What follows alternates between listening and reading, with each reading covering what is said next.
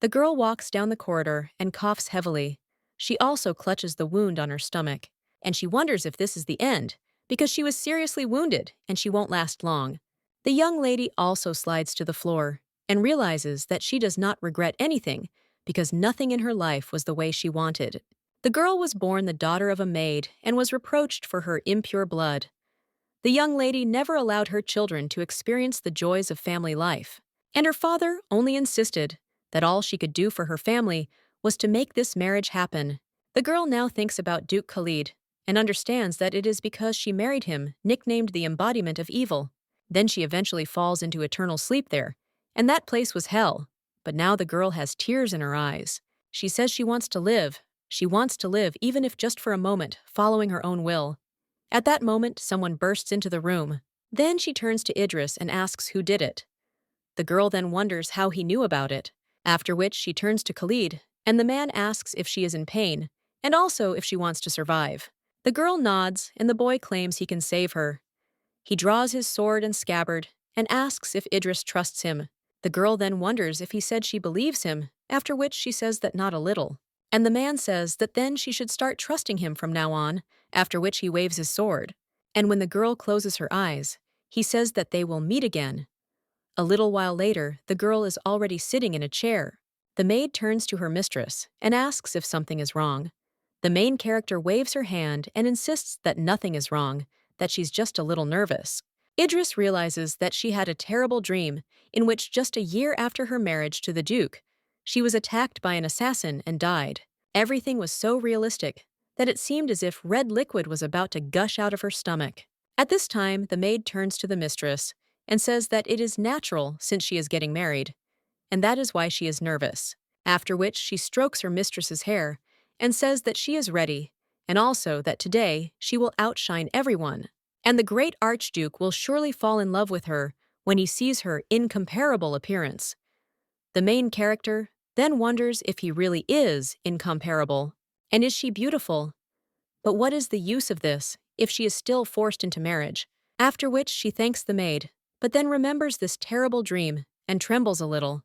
Well, she finally understands that it's just a dream, and there's no need to worry so much. At that moment, someone else enters the room.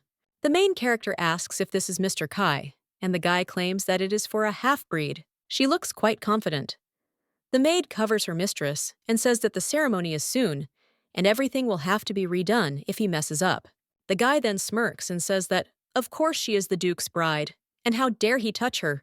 The main character then looks at him angrily, and the guy only insists that she better behave appropriately. After all, Idris knows that she must gain the favor of the Archduke for Beatrice's family, and she can already imagine what will happen to her if she fails to win his heart. He also tells her to try not to tarnish their family's reputation, after which he passes by the girl. And he hits her, causing the main character to fall to the floor, and also realizes that he deliberately pushed her, but someday she will bring him to tears. The maid asks if the mistress is all right, and he tells her not to cry, because the wedding is about to start, and it seems she squeezed her hand too tightly. So the girl asks what to do, but the main character claims that if she powders herself and puts on a veil, then she will be invisible. A little while later, the maid does just that, and says that everything is ready, and they were just in time. The main character then agrees, after which she leaves the room and realizes that this moment has finally arrived. After all, she's now on her way to the Archduke's wedding when the girl enters the church. She realizes that this is the same scene she saw in her dream and gets a little scared. However, at that very moment, someone grabs her hand, and the main character asks the gentleman what is going on, but he only tells the girl to be prepared for the worst if she makes a mistake. The young lady then bows and moves on. She also thinks that, for some reason, because of today's dream, it seems like she has a sense of déjà vu, as if she has already experienced all of this. Well then, the girl thinks that she is mistaken, and now she just needs to please the person standing next to her. In her dream, she could not answer the priest's question, and now he is addressing the girl. The Archduke grabs her hand, and the priest asks if she swears eternal love to her chosen one, Khalid Ruin. The girl understands that all this is different from the dream, and now she is in reality. And she will also get out of the house and live as Togo wants, so now she says yes, after which the priest pronounces them husband and wife. A short time later, the young lady is already in the bathroom. The maid tells her ladyship that she has such good skin, and the other maid claims that it is true because she is even afraid of leaving marks on it. The main character thanks them and then begins dressing her. One of the maids then tells Her Highness that the Archduke will be coming to the bridal room. Idris says that it is good, and she will go there herself, after which she thanks them for their work. Well, then someone comes into the room and says, "Which means the girl hasn't fallen asleep yet." When the young lady turns around, then he sees that it is his lordship, and the man claims that if she has already looked around, then he will go. But the main character then turns to the Archduke and says that if it becomes known that they did not have a wedding night, her reputation as an archduchess would be greatly diminished. The man then says fine, and they'll follow through on the contract. Now the young lady suddenly starts to put on perfume, and the maid asks if everything is okay, but they are holding her. The girl then realizes that it was all a hallucination and says that everything is fine and that she was just thinking. One of the maids claims that they are terribly worried about the mistress, and it seems that the bathing can be brought to an end. Another maid then hands over some clothes and claims that the mistress has prepared a comfortable nightgown. Idris realizes that she is familiar with it, and she is sure that this is the same nightgown from her nightmare. Same wedding and same bath, filled with flower petals, but her belly is intact. Although the pain is still felt, the young lady wonders if she really returned a year earlier. And is it really true that the same thing awaits her in the bedroom, after which the girl immediately starts running away, and the maid screams at her in shock. The young lady understands that today is her first day there, but she knows everything about this place, and in such detail that she can list the order and names of the portraits on the walls. But she still wonders how she managed to return to the past. The maid in shock asks her ladyship what happened and to tell her what's bothering her, because they'll fix everything. The girl claims that she needs to check something, so let them understand her and understand that they don't care how she got there. But this time, she will definitely not fall into eternal sleep. And as far as she remembers in the past, the Archduke joined later. However, when the girl bursts into the room, she is very surprised because she sees the Archduke sitting on the bed, and he asks if she's come. The guy also smiles and says that her face looks like he shouldn't be there. The main character is shocked and wonders if something has really changed, after which she says that it is an honor for her to greet his lordship. However, the young man turns to Idris and says that she is now his wife, so there is no need to be so polite to him. The young lady then agrees with his lordship, and the guy just turns around and tells her to change this form of address, after which the young lady asks what she should call him then. And the young man tells her to just call him Khalid, after which he asks if she likes him. The girl understands that in the past, he allowed her to call him by his name only a few months before she fell into a crippled sleep, and now she says that he did not do so at all. After which the guy says that if that's the case, then let her say his name, and the girl does so. Khalid then says that everything is exactly like that, and Idris must be nervous since today is the first day. The girl replies that yes, she has mixed feelings, so she asks him to forgive her, and the man claims that running is of course good for you, but he hopes that next time she won't do it dressed like that. The young lady replies that she'll be careful, after which the Archduke says that's good. And he was already thinking about gouging out the eyes of everyone who saw her body. The main character asks what he's talking about. The guy replies that it's a joke. Idris realizes he never joked. After this, the guy only approaches the young lady. Then, he takes her hand and pulls her onto the bed. The girl is a little surprised and asks his lordship to wait. However, at that very moment, the young man looms over her, and the main character wonders if he is really going to do this now. Well, after this, the guy just smiles and claims that the girl is probably tired today, so she should go to bed. But when he sees that there is a bruise on the girl's hand, he asks what is wrong with her hand. The main character replies that it was before the wedding and realizes that the powder apparently came off when she took a bath. But back then, she was squeezing her hand too hard, which is what caused the mark. Now she claims she most likely hit something, after which the young man asks if she really takes him for a fool, but it seems that his wife does not trust him yet, so there is nothing to be done. The man also heads towards the door and states that, however, this will change soon, after which he wishes her good night, and the girl understands that if he leaves like this, then eventually she will have to say the same thing, and she claims that if it becomes known that they did not have a wedding night, Her reputation as an archduchess will plummet. The Duke is a little surprised after this, and he also asks why she is saying this again, after which he takes off his shirt. And the main character realizes that she thought everything was different now.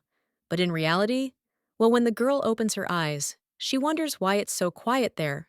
And the Archduke is only interested in whether she is saying that her reputation will be ruined, and this is a bit old-fashioned, but should serve as compelling evidence. After which, the guy comes out into the hallway shirtless, and the young lady wonders if he really understood that she was scared and took care of her. But she ran away from him down the corridor, and Khalid shows attention to her and also behaves differently, so she does not understand why this is so. The next morning, the girl hears someone knocking on the room and telling that person to come in. They turn out to be maids wishing Her Highness a good morning. One of them claims the Archduke is waiting for her in the dining room. The main character is a little surprised after this, even when she is already sitting in the dining room with the Duke. Then he wonders why the events are so different from the past, and whether it really was all a dream. The girl also asks if his lordship slept well, but he only addresses Idris, after which the young lady is a little surprised. However, the guy tells her to call him by his name, and also states that if she is uncomfortable, she can do whatever she wants with him, and it's probably hard to get used to being addressed informally in just one day, but he didn't even think about it. The girl then replies that everything is not so, and she is simply not used to it, and she will also try to call him Khalid, after which the Archduke replies that it is good, and then they can start eating, and he also hopes that she will like it. The main character looking at the guy wonders if he has ever smiled like that, after which they begin to eat. The Archduke turns to the young lady and asks if she likes the food. She replies that it is absolutely delicious, after which the guy is a little surprised, but then with a smile on his face, he says that thank God. Idris looks at him in shock, then just bows his head and wonders why he is smiling at her like that. After this, the guy only tells his wife to eat a lot, and the young lady understands that he did not show his smile to anyone, including her. The young man claims that after the meal, Ethan will show her the castle, and the young lady thinks that it is again this kindness that he continues to bestow on her since yesterday. So the young lady simply turns around and asks if Ethan will show her the way. She realizes he is Khalid's assistant and the only one who has been kind to hers. In the past, most of the people in the castle disliked her so much that even her status as Archduchess meant nothing to them. The brunette turns to the young lady and claims he'd be happy to do it himself, but he has a lot of work to do. The protagonist realizes she has no one to rely on for protection. The young man then apologizes, and the girl wonders if these are really the Archduke's words, after which she smiles. She replies that of course she understands everything, and also thinks that in the past, he never paid attention to her. At this time, the guy claims that he is very happy and then they will see each other later. A short time later, the girl is already looking at the mansion, and Ethan asks how she likes his lordship. The girl replies that he makes you fall in love with his beauty and tranquility, which are unmatched in the Empire. And there she feels at peace, after which the Archduke's confidant smiles and claims that he is glad to hear this because he was afraid that he would not be liked because of the rumors. And the Archduke may seem scary, but he is actually a very good man. The girl then thinks about the rumors, but claims that she doesn't pay attention to gossip. She understands that it all began when her father brought a boy home, claiming he was his son. In cultists, red eyes were considered a sign of the devil, so Khalid wasn't exactly known for his good looks. In addition, the guy made a great contribution to the victory in the war, and this gave rise to a rumor that he was possessed by a demon. Now the young lady says that she especially does not pay attention to those rumors that talk about his eye color, and these conversations are worth nothing. The youth then claims that his lordship had been bullied by many people since childhood because of his red eyes, and his reserved behavior only convinced them that he was right. The main character then wonders if the boys have been oppressing her since childhood, but this really reminds her of her. That's why the girl now says that she didn't know about it either. The young lady also understands that he had a hard time, and she is sure that the feeling of hopelessness was his constant companion at that time. Ethan asks her if he talks too much, and apologizes, and also claims that he will show her another floor. However, the young lady realizes she's curious about whether Khalid knows about her childhood. A little while later, Ethan approaches his lordship and claims that he showed the castle to his wife. The man then asks how everything went, and Ethan replies that they talked a little about him. The Archduke then asks in shock what she said, and Ethan thinks that he should just admit that he was worried about his wife's opinion from the very beginning. So now the blonde man claims that her ladyship doesn't care about rumors, and the young man asks if the gentleman thinks she is very wise, since she doesn't let gossip fool her. The Archduke remains silent after this, and the blonde man claims that it is still late, so he thinks that the girl will wait for the master in the bedroom.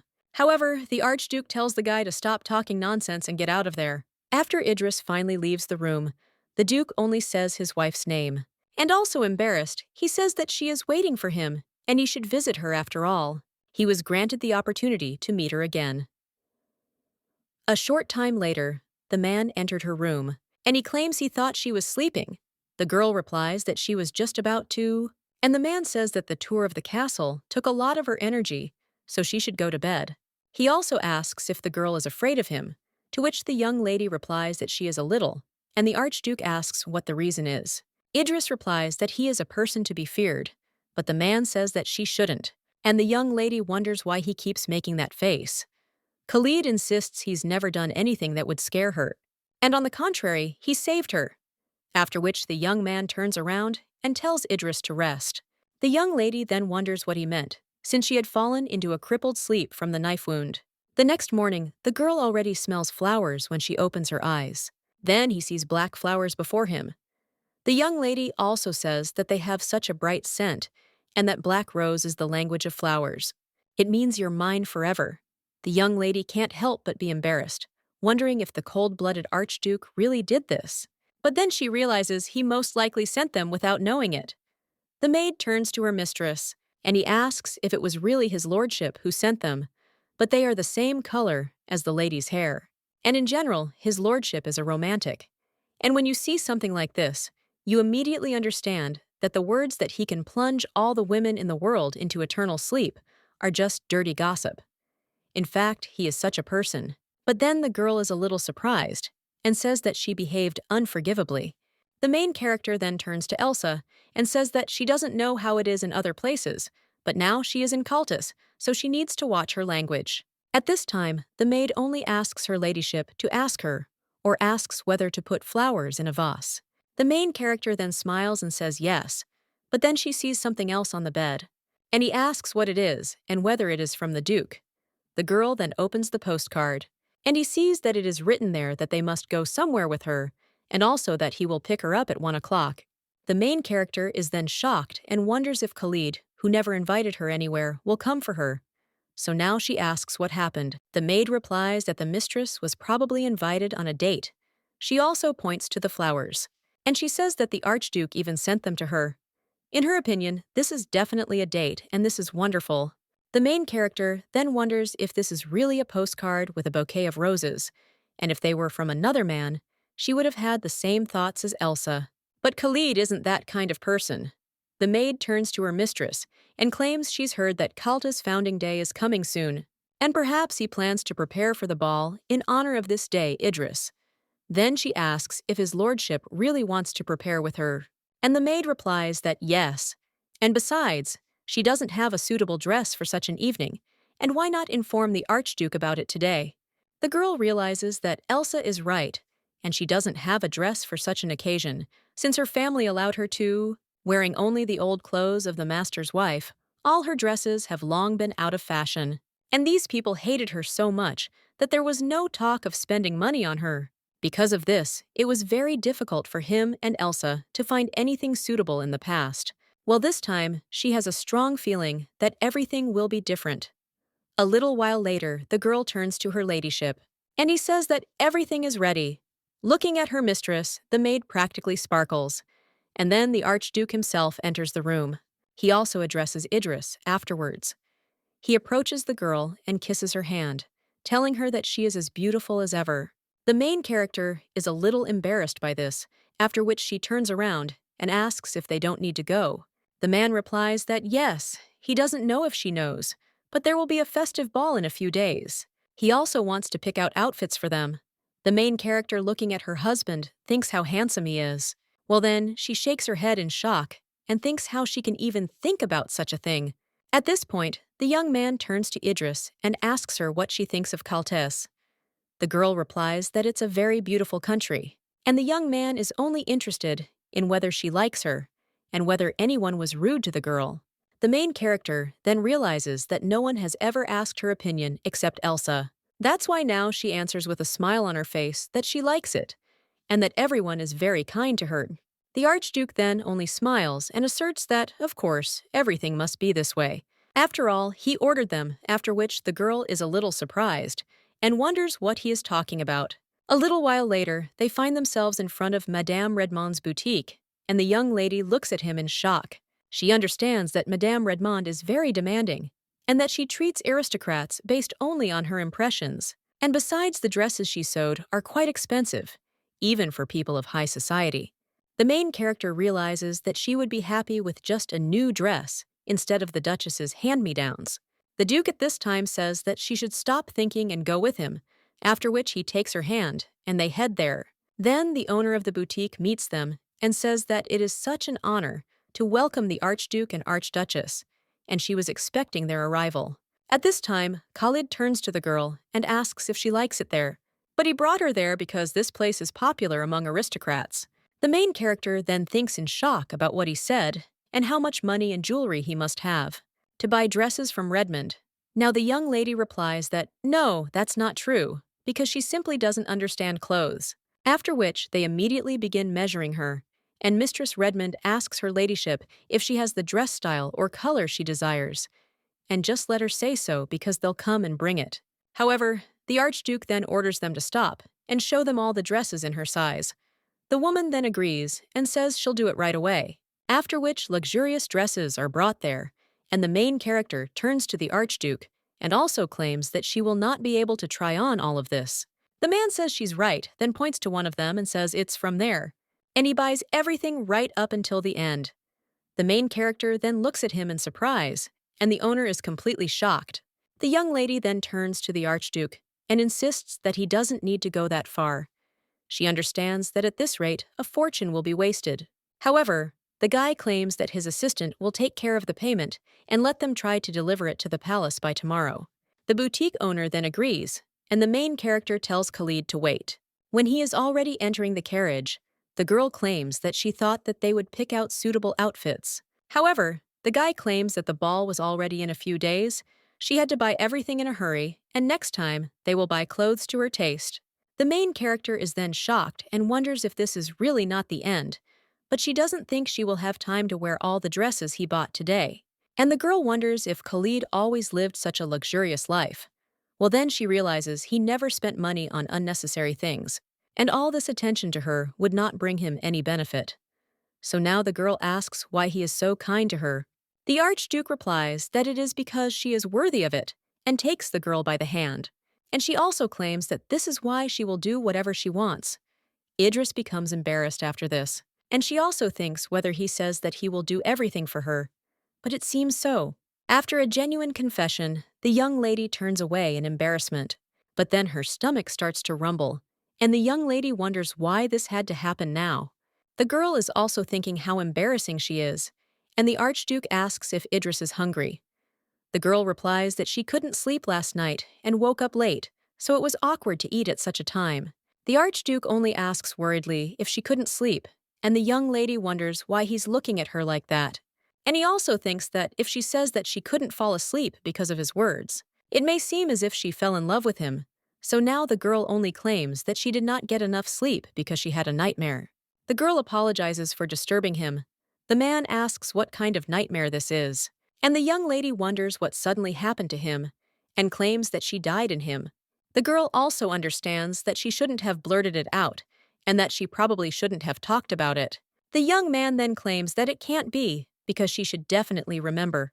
However, the main character then asks if he said anything, after which the guy replies that nothing, and asks if there was anything else in that nightmare.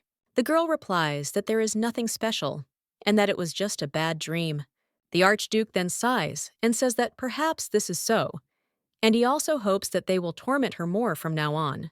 The young lady then thanks Khalid and claims that she must not have gotten used to the new bed yet, after which the man tells her not to be shy about telling him if anything makes her uncomfortable. He also says that they got into a conversation, and the girl is hungry, so he suggests they eat first. A little while later, the girl is already sitting in front of an exquisite table and says that it looks so delicious. The Duke then hands her a piece of meat and tells the girl to eat more. The main character then opens her mouth and thinks that she feels a little awkward. But when she eats the dish, she no longer cares about all this. Her young lady turns to the Archduke, and he tells him to try it too, because it's very tasty. However, the Duke insists that he's already eaten and everything is fine. And if she likes the food, that's enough for him. The main character then wonders if that's really true, and also realizes that she's always done everything alone. Well, then the young lady notices someone looking at her and saying that the cook doesn't have to worry, because everything is so delicious that she can't stop admiring it. The man then claims that he is honored to receive praise from her ladyship, and the main character thinks that she is so happy that she was able to taste such a delicious treat. But a little while later, the girl is shocked and wonders how the chef from yesterday's restaurant ended up there. The main character looks at this luxurious table and then turns to Khalid, and the guy only asks if something is wrong. And the young lady wonders why that man looks so much like yesterday's cook, and she is mistaken. However, the Archduke replies that no, and she is right, after which the young lady asks what this means, and the guy replies that she liked his dishes so much that he decided to bring the chef there. The main character is then shocked and wonders why she would bring in a man who has his own stable business. And he is most likely scared. But since this is the Archduke's palace, let his suffering be worth it. The man turns to the young lady and asks how she enjoyed her breakfast today. The main character then thanks Khalid and says it's very kind of him, after which the Duke smiles and says that there is no reason, and that it is enough for him to see her happy face. The young lady then thinks that this man is the tyrant who never smiled at her. There's definitely something wrong with her heart.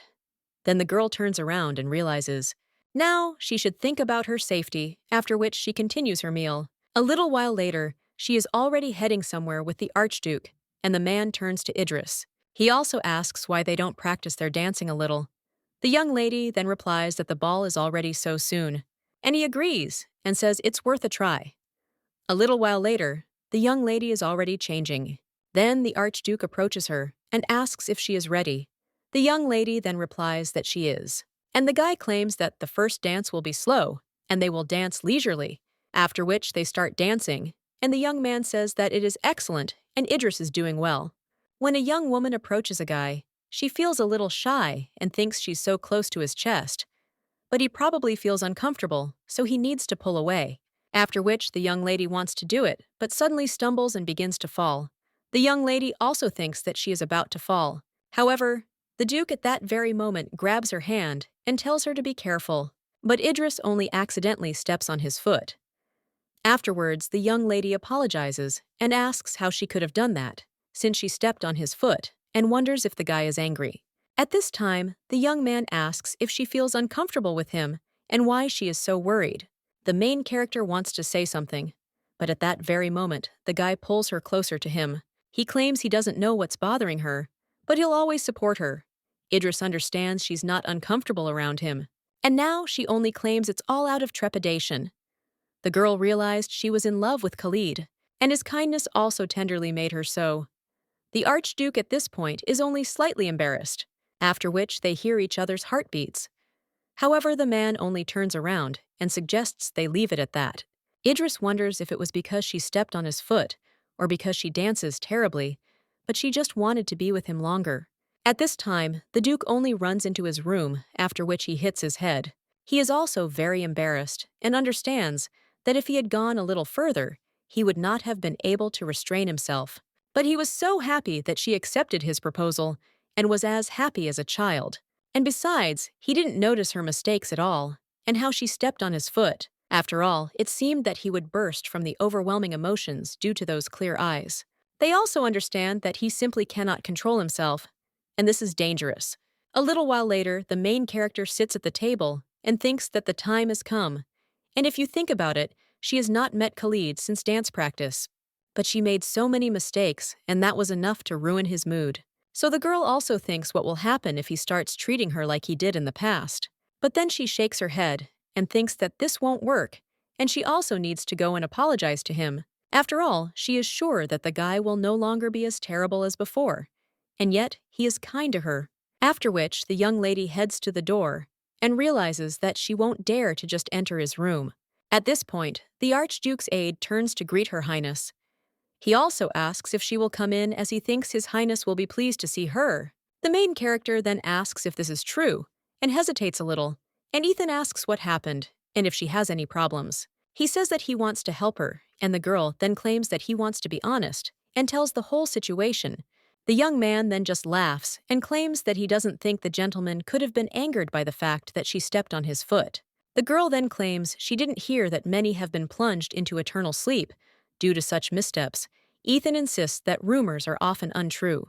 And still, his lordship loves the girl, and he wouldn't be angry about something like that. The main character then asks, a little surprised, if his lordship really loves her. And the guy smiles and claims that it seemed obvious to him, and let the young lady be sure that she deserves his love, after which the young lady realizes that she is hearing such words for the first time in her life. And this is not surprising, because the Count called her pathetic and also repeated that she should not have been born. So it seems her heart was filled with something, and then the young lady highlights her eyes, and Ethan says that then he will go after, which the young lady thanks him. And he takes hold of the door handle and also says that since Ethan says that Khaled will be happy, then most likely it is so.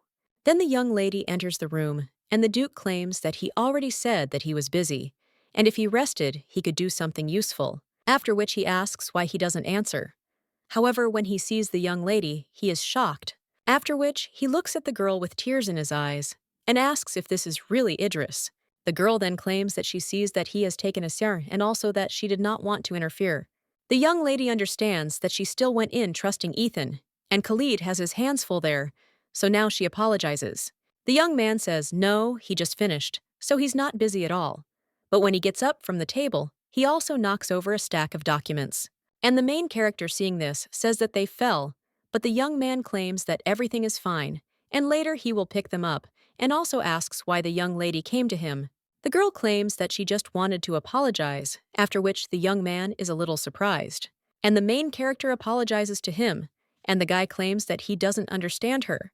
The young lady claims that she always made mistakes during the dance, and the Duke then only says that this is what she meant. And the young lady needn't worry about that. But the main character asks if he left because she angered him, and the guy says nothing of the sort, so she shouldn't worry. And he also asks if she came only for this, after which the young lady states that it has long seemed that she is at the wrong time. The girl also picks up the documents from the floor and apologizes, and also claims that she distracted him from work, after which she hands over the documents from the Duke and says that she will go then, and also thanks him for the reception. However, the guy only takes her hand and tells the young lady not to leave. After all, not only is he not busy, but he also doesn't think that she's bothering him, and on the contrary is very glad that she came to him. So he invites her to stay there a little longer and have some tea. The young lady then thanks him and declares that she would gladly accept his offer. A little while later, the girl is already sitting in front of a cup of tea and wondering if she is really trying tea prepared personally by Khalid. But she felt as if she had found herself at an unscheduled tea party. At this time, the guy only claims that his departure is in any case not because of her, so let the girl not understand it wrongs. The main character then says that this is good, and the young man claims that he will never get angry with her. A little while later, the ball in honor of Caltez finally arrived, and one of the maids claims that everything is ready. She also says with a sparkling smile that Madame Redmond's dresses are different from others, and that it is very beautiful.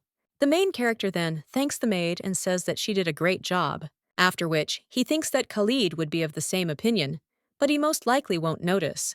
Well then, the young lady thinks that one should not expect too much. After all, he is a great archduke, and she shouldn't have false expectations, and the girl also thinks about what she's even thinking about. At this time, the maid states that the time has come, and she wishes the mistress to have a wonderful day today. The main character then says that she definitely leaves the room after that, but there she sees. Khalida asks if the girl is there. The young lady then wonders if they'll really go right away, and the guy just takes her hand, and then they head there. But suddenly they freeze. The main character then wonders what happened, and the Archduke just turns to her, and he says that Idris is beautiful, and she is always beautiful, but today she is even more so. The main character then becomes embarrassed and says that he looks amazing, after which the Duke, with a smile on his face, thanks her for the compliment. A little while later, they enter the hall, and someone announces that His Serene Highness, Archduke Khalid and the Archduchess Idris, has arrived. The main character thinks that, as expected, she feels their gaze, and there are a lot of people there. And it's scary to stop because of this. But when a girl looks at her husband, she wonders if he's really smiling, but it seems like he's in a good mood. At this time, the aristocrats are whispering among themselves, and one of them asks why the Archduke looks so pleased, and the woman replies that perhaps all this is for Her Highness. The man then claims he heard the girl is a servant's daughter and wonders if she really became an archduchess. He's afraid this will damage the Archduke's reputation, but the girl tries to match him, judging by his expression. The main character understands that she knew that they would whisper about her, and she was glad that she finally got out of the county, but now everything seems to be repeating itself. However, the Archduke then turns menacingly to these people and claims that he did not hear. And why don't they come out and say everything to their faces, instead of whispering like rats? The main character is a little surprised after this, and the guy takes a knife from the table and says that this is so strange and also asks why everyone has become silent. But just now, they tried to humiliate Idris with obscene speeches about honor. He also turns to the aristocrat who was whispering and asks if he knows that even such a small knife can easily cause damage. And he dared to insult his wife, so the Archduke asks if he would mind if he cuts off something from him. The main character then puts her hand on her husband's shoulder and says that today is the founding day of Kaltes. If red liquid spills on such an auspicious day, it means that many people, including her, will not be able to enjoy the ball. The girl also claims that she is completely fine, so she hopes that he will have fun with her. The Archduke then turns to the young lady a little surprised, and she thinks that she did the right thing, after which her husband says that it's fine, and if it's her will, then he won't touch them. And while we're at it, he asks the musicians to play something for his wife, and asks if it's possible. The man in charge of the music replies yes. Of course, after which the Archduke says that it is excellent, and he tells them to start playing music because the ball is starting. After which he and his wife clink champagne glasses. The main character smiles after this, and the Archduke asks if he can consider this look a good sign. The main character then asks what he is talking about, and the guy replies that he is talking about the fact that she likes him so much that she will only dance with him. It makes her happy. The girl is a little surprised after this, and then her heart starts beating faster and louder. The young lady then tries to say something, but at that very moment, someone addresses his lordship. The man then turns to the aristocrat and tells him to leave. The protagonist then turns to Khalid and suggests they postpone their conversation. The aristocrats are shocked, wondering if the girl really just addressed the Archduke by name. Idris claims that she has a couple of questions, but he shouldn't neglect his relationships with his subjects, so she will go and talk to the others. The Archduke then agrees and heads toward his subjects. Meanwhile, the young lady takes the glass in her hands, and she stands near the wall. She realizes that she knows the guy's attitude towards her seems strange, because politeness and good nature did not suit his image at all, and she wanted to ask him a few questions. She also wants to know why he continues to excite her heart and ask him about changes in his behavior, and also the words before she plunged into eternal sleep and about returning to the past. But every time she tries to utter a word, she is overcome with fear, and she is afraid that the guy's kindness towards her will disappear and that he will simply change. But now that she has realized that she really likes Khalid, she can no longer put off this conversation, and so she will definitely ask today. Well then, someone approaches the young lady and asks if this is the Archduchess. The main character then asks what he needs, and understands that he did not bother to greet her, although his status is still lower than hers. The young man then says that it was nothing, and he was just curious, and he also apologizes for being rude. The main character realizes that this is Harold Florent, and this guy is a descendant of the Florans, who are an influential family in Kaltes, and he has always hated her. Harold is a proud son of a respected family, and he simply could not accept her being a half-breed. At this time, the young man with a smile on his face says that there is nothing special about the young lady, and that it may be because of the inheritance. The main character understands that he is mocking her origins, But if she gets angry at the eldest son of an influential family, then only she will be in trouble. And now the girl is squeezing her hand just like at that moment before the wedding. She says that just like her, she doesn't know what makes him laugh so much. But if the guy came to say meaningless things. However, at that very moment, someone else addresses Mr. Florent. It turns out to be Ethan, and he says he knew the boy was uneducated, but he never imagined things would be this bad. He also inquires about this attitude toward her ladyship, but Harold just gets angry and says how unpleasant it is for him. But he didn't say anything like that. But the knight says that those around him may misunderstand his attitude towards her ladyship. The young man just sighs and says, "Well, that's it." Then he turns around and says, "It's time for him to go." However, the knight asks if he's going to apologize. The boy insists that he seems to have overdone it, and he apologizes to her ladyship. Idris understands that no one has apologized to her in the past, and that's probably enough.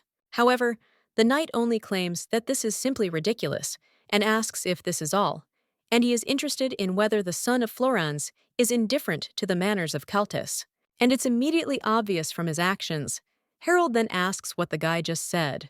However, the Archduke's confidant only comes up to him and says that if the guy doesn't want bad rumors to circulate about him, that is the way to apologize properly, because he is the Archduke's only assistant. The young man then bows and asks for forgiveness from her ladyship, and also claims that he treated her very disrespectfully because of his short-sightedness and did not mean to do this, so he asks for forgiveness. The main character claims that she will not hold a grudge against him, so let him join. Idris also understands that it was she who always bowed in front of everyone, and Ethan at this time claims that he cannot believe that she so easily forgave such a rude person, and he says the girl is very kind, even too kind to such people. The main character claims she knew many nobles didn't like her, after which she smiles and still thanks Ethan because she feels much better. Ethan also tells the girl to contact him if she has any problems, as he's always ready to help the young lady, then says this warms her heart and thanks him for his concern. When the girl goes out onto the balcony, she realizes that the music has stopped and it seems the ball has come to an end. Then she also notices someone coming onto her balcony and turning around, after which she sees that it is the Duke. The guy then approaches the young lady, and he says that he wanted to be with her. He also turns to his little wife and says he was very curious about what she wanted to ask him, and he couldn't think of anything else. Apart from that, he asks her what her question is. She replies that she wanted to know why he treats her this way, and why does he act as if he likes her, or is it just a game that interests her? The girl also claims that he was not like this in the past, and the guy asks what she means by the past. And does he really say he remembers everything? The girl then asks if that means he knows anything, and the young man claims that this cannot be, and also asks up to what point she has memories. The main character then wonders if he really remembers everything, and that's why she asks this question, after which she claims that from the day of their wedding until they plunge into eternal sleep. The young man then goes into shock, puts his hand on his forehead and swears. He also claims that he did not expect such an outcome and wonders why she did not say so right away. The girl replies that she wasn't sure whether her return to the past was connected to the snow, or maybe it's just a whim of God, but she is finally convinced that he saved her life. The young man then clenches his fists and turns to Idris and claims that this is not true because he put her into a crippling sleep. And she knows about it, but the young lady at that very moment embraces the Archduke, and she insists that, no, it was the hand of an assassin. At that moment, she was inflicted with a wound that threatened her life, and her soul was barely clinging to her body, which was on the verge of falling into eternal sleep. The girl also understands that she of course blamed Khalid for his heartlessness, but not for her descent into eternal sleep.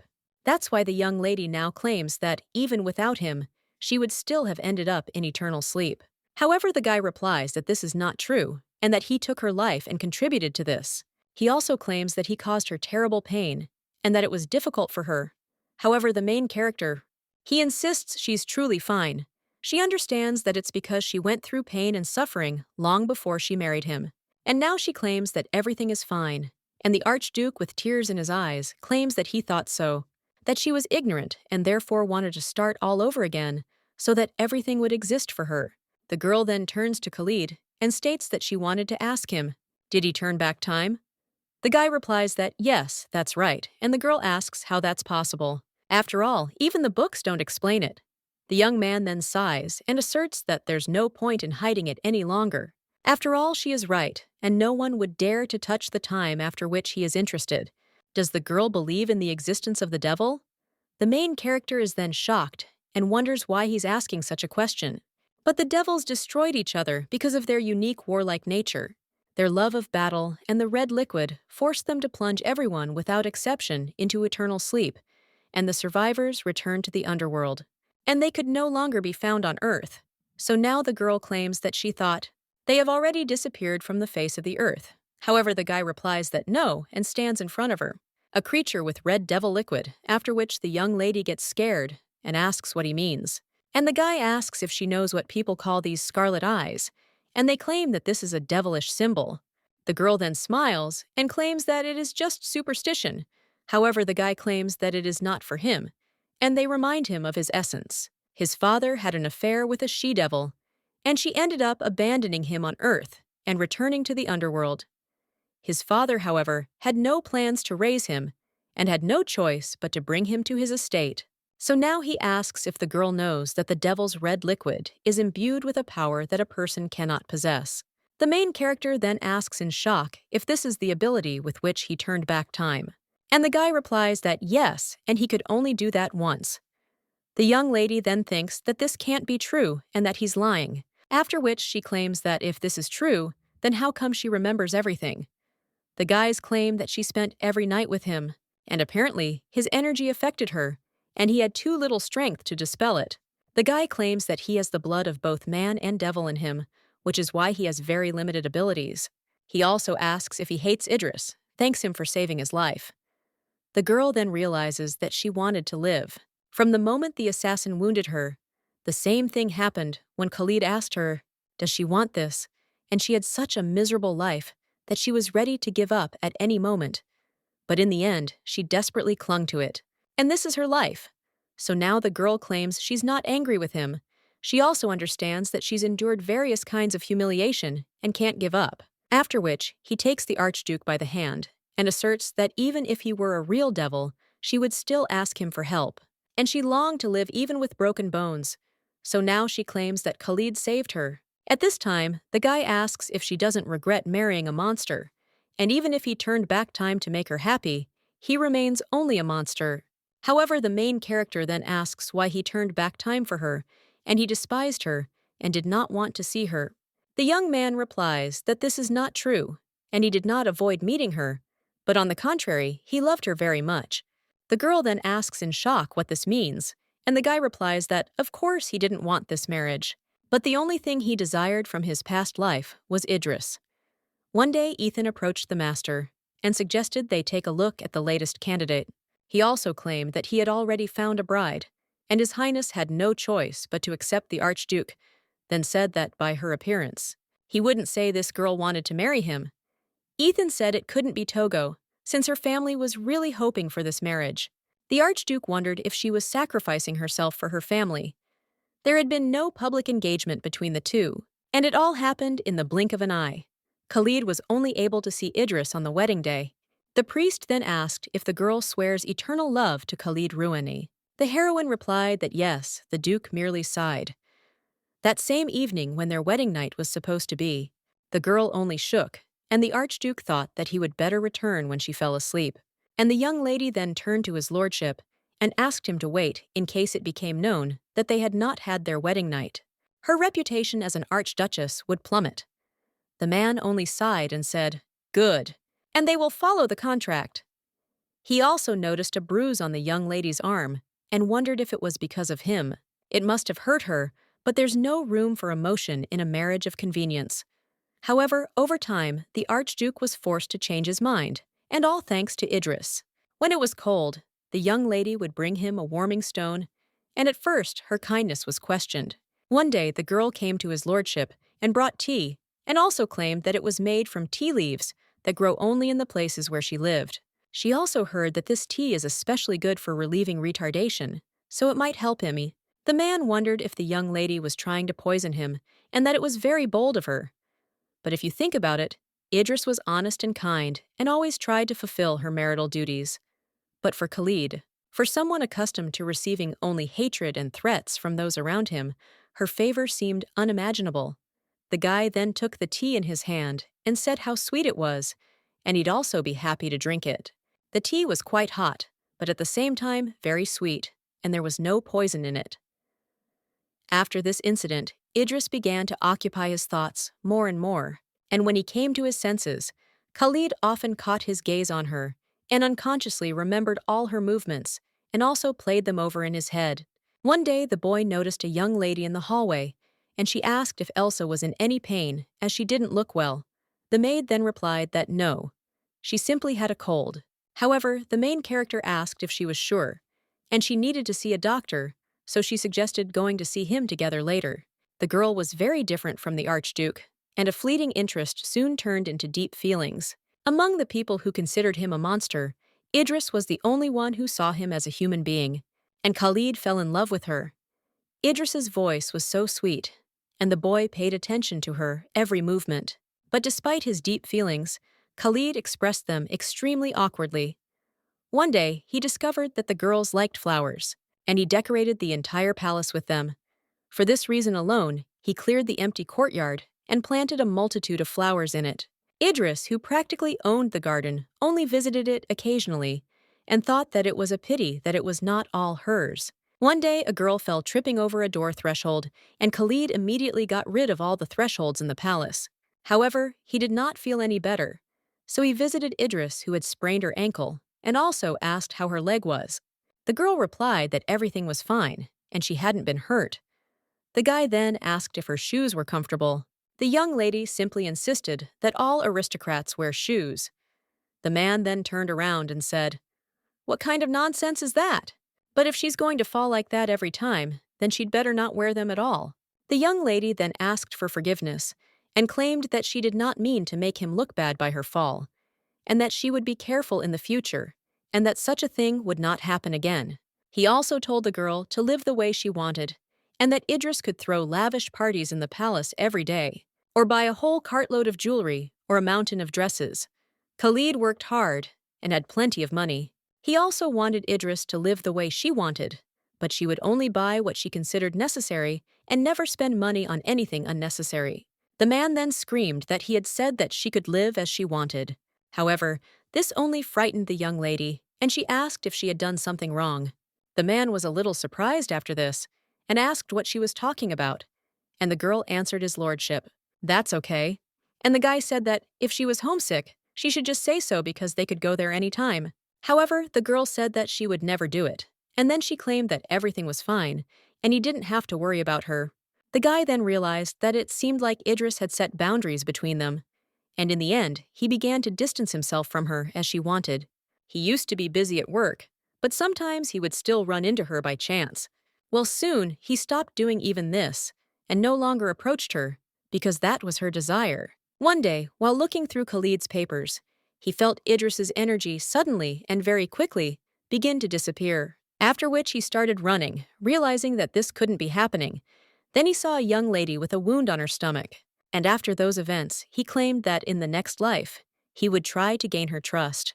He understood that he could start everything from scratch, so that everything existed only for her. Now the young lady turns to Khalid and claims that he once asked her if she regretted marrying a monster, after which she wonders if he will start avoiding her like in the past, if she tells him not to approach her. However, the guy replies that no way and he'll do whatever her heart desires.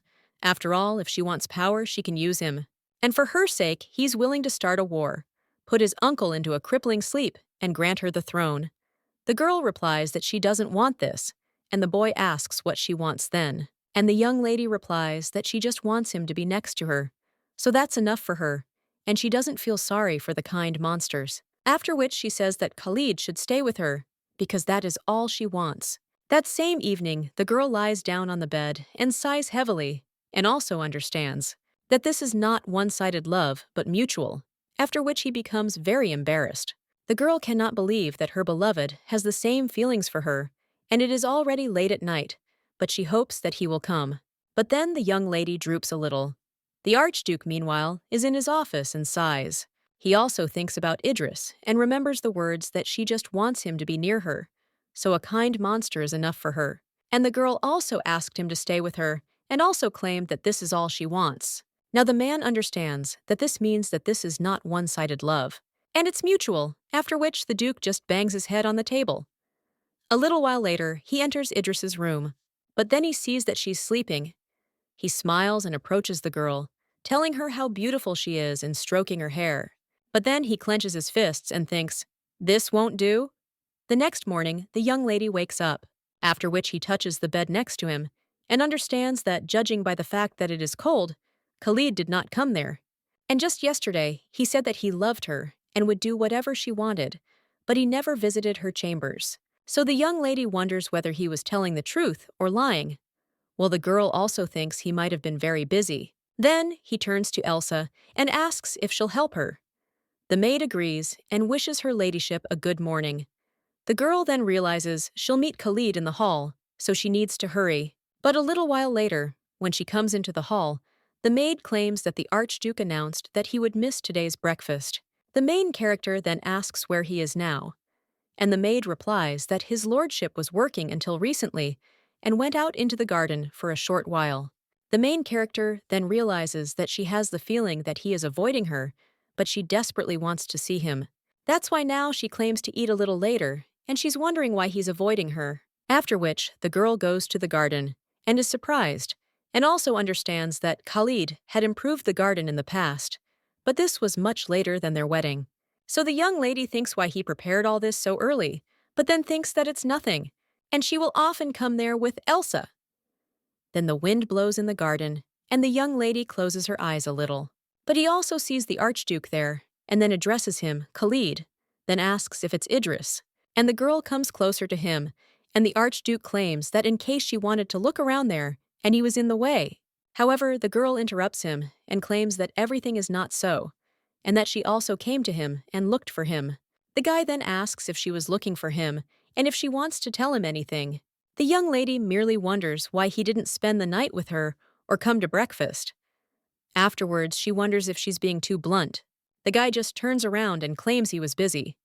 The young lady then realizes he's behaved similarly in the past, and now he's saying exactly that. She also understands that Khalid is the Lord of Kaltais, and in their contractual relationship, it is better to stay away from each other, because as expected, she was mistaken about his feelings. The guy at this time comes a little closer to her and claims that apparently his wife was lonely, after which he asks if she missed him. The girl then gets a little embarrassed and says that she is just, but the guy asks her to stop acting so sweetly, otherwise he might misunderstand. The young lady then asks what he is talking about and whether he will misunderstand her. However, the guy only claims that if she continues to behave this way, he will think that she likes him. The main character then grabs his hand and claims that this duke is not mistaken. It's true, after all. Razvartok then grabs the young lady by the shoulders and tells her to repeat her words. The girl tells him again that she likes him. The guy becomes very embarrassed, and the young lady insists that since she told him the truth, he should share his. And yesterday, he confessed to her, and today, he pretended as if nothing had happened, and she was no longer sure of his words. So he asks her to be honest with him. The brunette then turns to Idris, and he says he loves her more than anything in the world. The main character also feels embarrassed after this, after which they move away from each other a little, and the young lady turns to Khalid. She also asks why he's suddenly taken up flower gardening. Hey, honestly, she's wondered about that before, and she thought he didn't like flowers. Khalid replies that she's right, and he didn't really like them, after which the young lady asks why. Then the boy replies that he created this place for her. The main character then asks if this is true, and he created this just for her without any reasons. Khalid asks why she thinks that it is without reason, since she herself is the most compelling reason. He also heard from Ethan that the girl adores flowers, and she was sad that there were none at all in the castle. The main character then remembers how she said that Kaltais is a wonderful place, and it's a pity that flowers don't grow in the palace.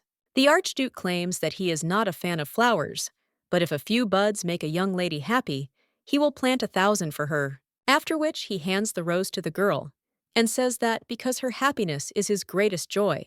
But despite her love of flowers, she rarely came to the garden, Idris replies that she didn't know about that she could come there whenever she wanted.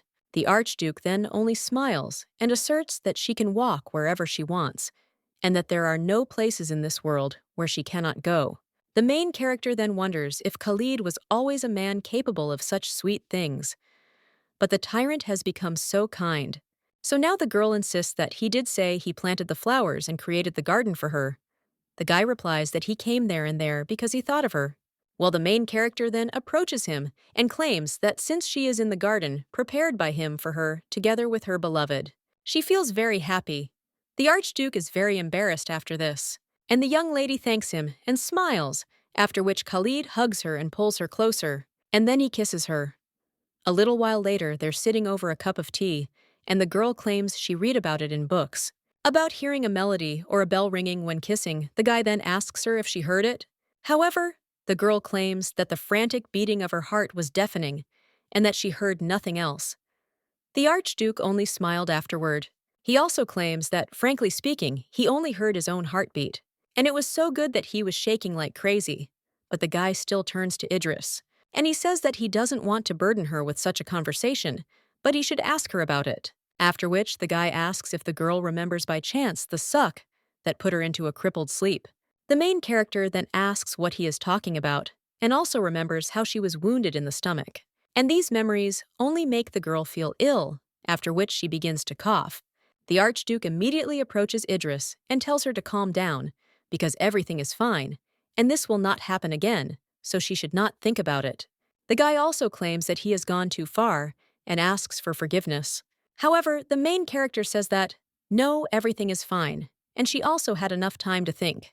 The one who cast her into eternal sleep, however, had his face covered.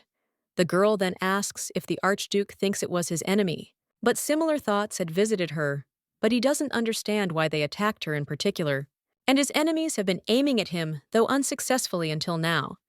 The young lady then realizes that in the present, as in the past, she has no defense and cannot become the Archduke's weakness, so perhaps the aristocrats, they wanted to marry Khalid to another girl by putting her into eternal sleep, since they always hated her. Khalid then says that although they could have attacked her precisely because of that, it would be extremely difficult to do something like that to him. The guy also asks about her homeland and whether she knows of anyone who wanted her to fall into a crippled sleep. Perhaps someone from her family did it.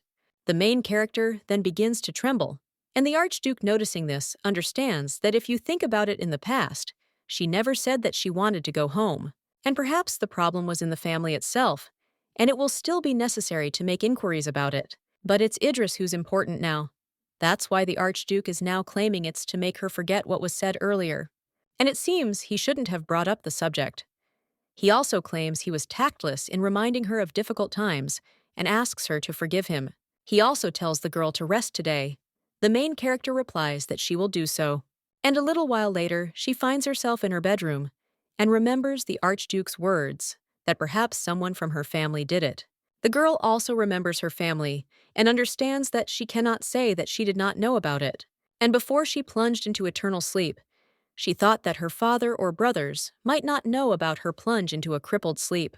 But she still thinks whether it is true that they could do this to her, because if it is true, then will she be able to survive this time?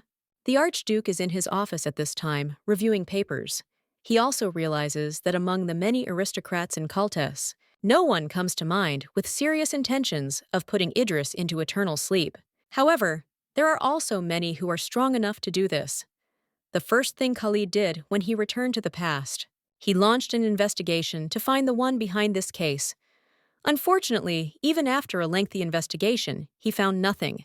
But Idris is clearly afraid of his family, and the man thinks that perhaps he was focusing on the wrong thing from the very beginning. But since it was Idris who was immersed in eternal sleep, he should have focused on her and not on himself. The Archduke also wonders if it was her family who was behind all this. A short time later, the protagonist is already sitting with her maid, and she cries out, wondering if the Archduke really built this enormous garden just for Her Highness.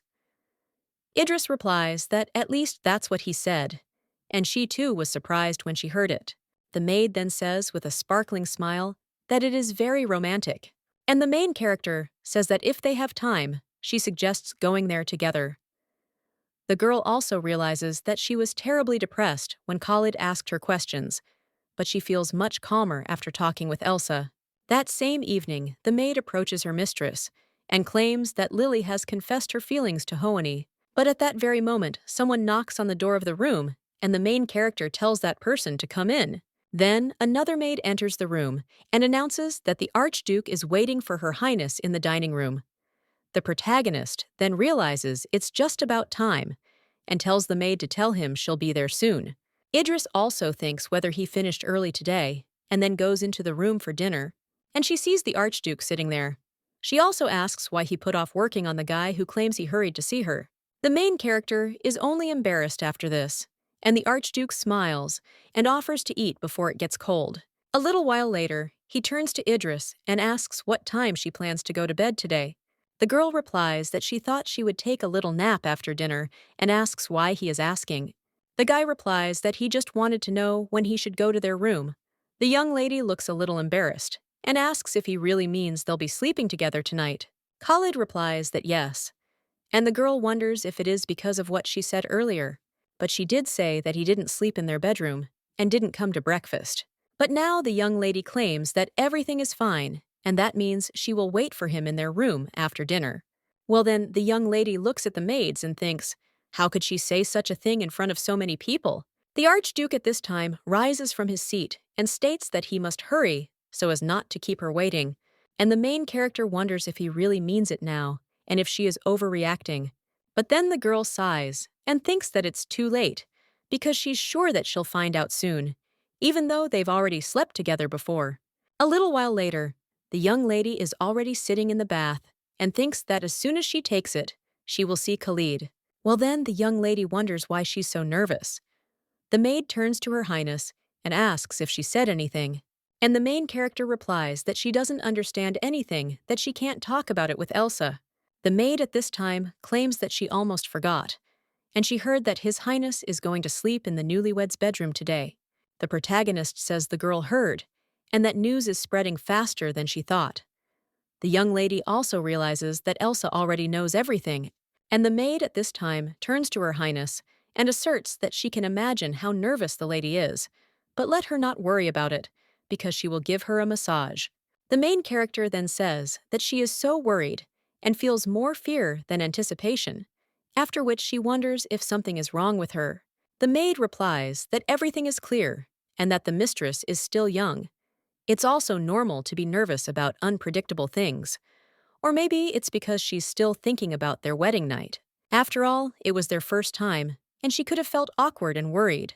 The main character replies that she actually liked it. The maid asks what the mistress is talking about, after which she sheepishly replies that she didn't. The girl realizes that they have slept together many times in the past, but she has never felt this way before. At this time, the maid turns to the mistress and claims that the other workers are already working hard after such news. The protagonist, shocked, asks what she's talking about and how the words could have spread so quickly. After all, she only just found out. Elsa replies that she's still a little worried about her relationship with His Highness, after which the maid ties a bow on the mistress's robe and confirms the word, the main character, then asks who chose this outfit. And Elsa replies that it was chosen by the wardrobe maids especially for this occasion, and they sewed it with their own hands. The main character then realizes that it seems they are all more worried than her. And Elsa asks if the lady doesn't like the outfit, because she can offer another one, after which the main character replies that no and everything is fine. She'll just put it on since there's no time to change, and besides, she needs to get to the newlyweds' bedroom quickly. Then the maid cries out that His Highness is probably already waiting. A little while later, the main character enters the room and sees the Archduke there. The girl then comes a little closer to him, and the guy says that here she is, and also let the young lady go to bed. He also asks where she got this outfit from, but it's quite short, and the guy asks if he is comfortable, to which the girl replies that it was not she who chose him. The Archduke sighs after this and claims that he thought so. He then covers the young lady, and she thanks him. The brunette says that if she didn't like it, she shouldn't have worn it, and he asks if the girl wants the maid to bring her something else. Idris replies that it's already quite late, and next time she'll ask them to give her something more comfortable. After which the young lady covers herself with a blanket and realizes that she cannot look this guy in the face because she is too embarrassed. At this time, the Archduke asks if Idris is hot because her cheeks are red, and the girl is a little surprised, after which she jumps up and cries out that she's fine. The Archduke then claims that every time they're alone, she looks incredible. And this is about their first wedding night after all. While today, her actions were unpredictable. The girl then remembers how she rushed down the corridor and asks if he is talking about that night. The guy then claims that he thinks she was just feeling very uncomfortable, but says that the girl shouldn't be so flustered. After all, even if they are husband and wife, this does not mean that they have to do something every time they are in bed. And he just wanted to fall asleep next to her, after which he asks if the girl is nervous. He also states that he will not pressure her, so that she can relax. But he would like to talk to her before bed, and also wonders what she thinks about it. Or the young lady wants to do something more interesting, the main character then goes back to bed, and she answers that no. And she also thinks that it would be good to talk, and thinks what the topic of conversation might be. But then she turns to the Archduke and asks what he wants to talk about. The man asks her to tell him about herself, to which the young lady is a little surprised, and the guy just repeats that he wants to know about her, and it could be anything, because he just wants to listen. Idris realizes that this is the first time in her life that someone has asked her to talk about herself, and no one had ever been interested in her before. The guy then claims he wants to find out what she likes and dislikes, her hobbies and her interests. And what is she thinking about? Because he wants to know everything, after which he says that Idris should tell him everything. The girl is then silent for a while, and a little while later begins her story, and also states that she likes flowers, and her favorite ones are black roses, because the first ones were the first flowers he ever gave her. The guy then claims he wants to clarify that all the flowers in the palace garden were for her, and the young lady claims that she only found out about this today. And besides, it is much nicer when flowers are given in person, because that way you feel something intimate. The Archduke then claims that if she enjoys receiving flowers from him so much, he will decorate her room with flowers all year round. The young lady then asks, "What about winter?" And the man claims that he will find her exotic flowers that will not fade even in winter. The young lady then says that if he does, that people will slander him for being too extravagant. However, the young man tells her not to worry about others, and she just thought about him. The main character realizes that Khalid wasn't there, and she wonders if he really missed her after he returned to the past. And yet he says such embarrassing things now.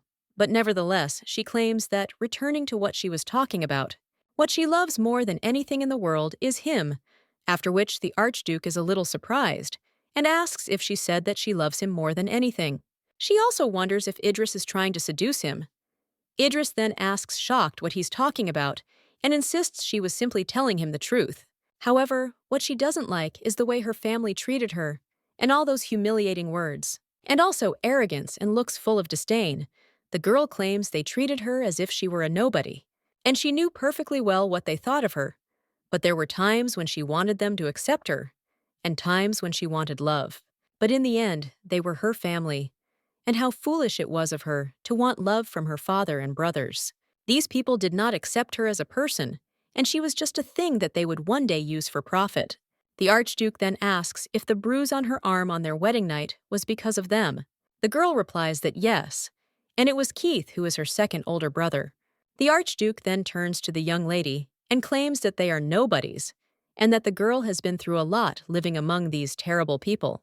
So he swears that they will pay for everything and is sure that it was painful to relive those terrible memories. So now he thanks Idris for telling him about it. The main character also thanks Khalid, and the guy then asks if he can ask her one question, to which the young lady agrees. The Archduke asks why they hate her so much. The protagonist is a little surprised after this, and the guy claims that in the end, she is the lady of the Beatrice family, and he cannot understand why her family calls her like that. Idris wonders if Khalid doesn't know that she is only half an aristocrat, and that she is the daughter of a servant.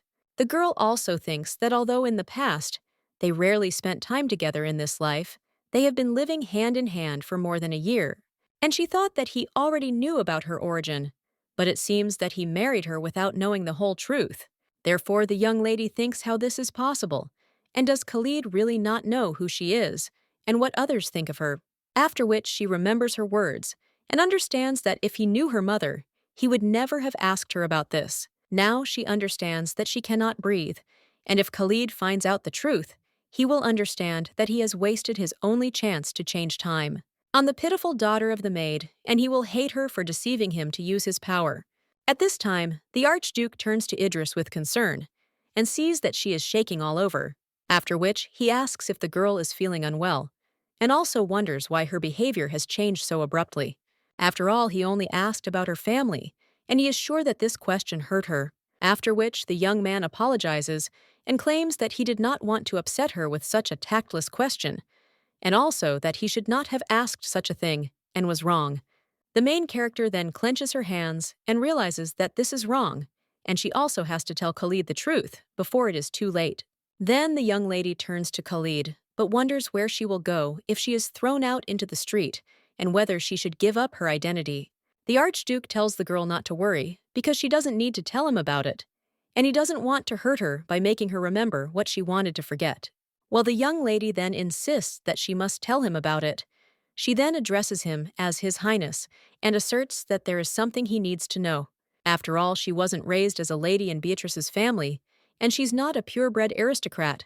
Khalid asks what she's talking about, and the young lady insists that, as she said, her mother was a servant who had a brief affair with the Count, and she is the Count's illegitimate child.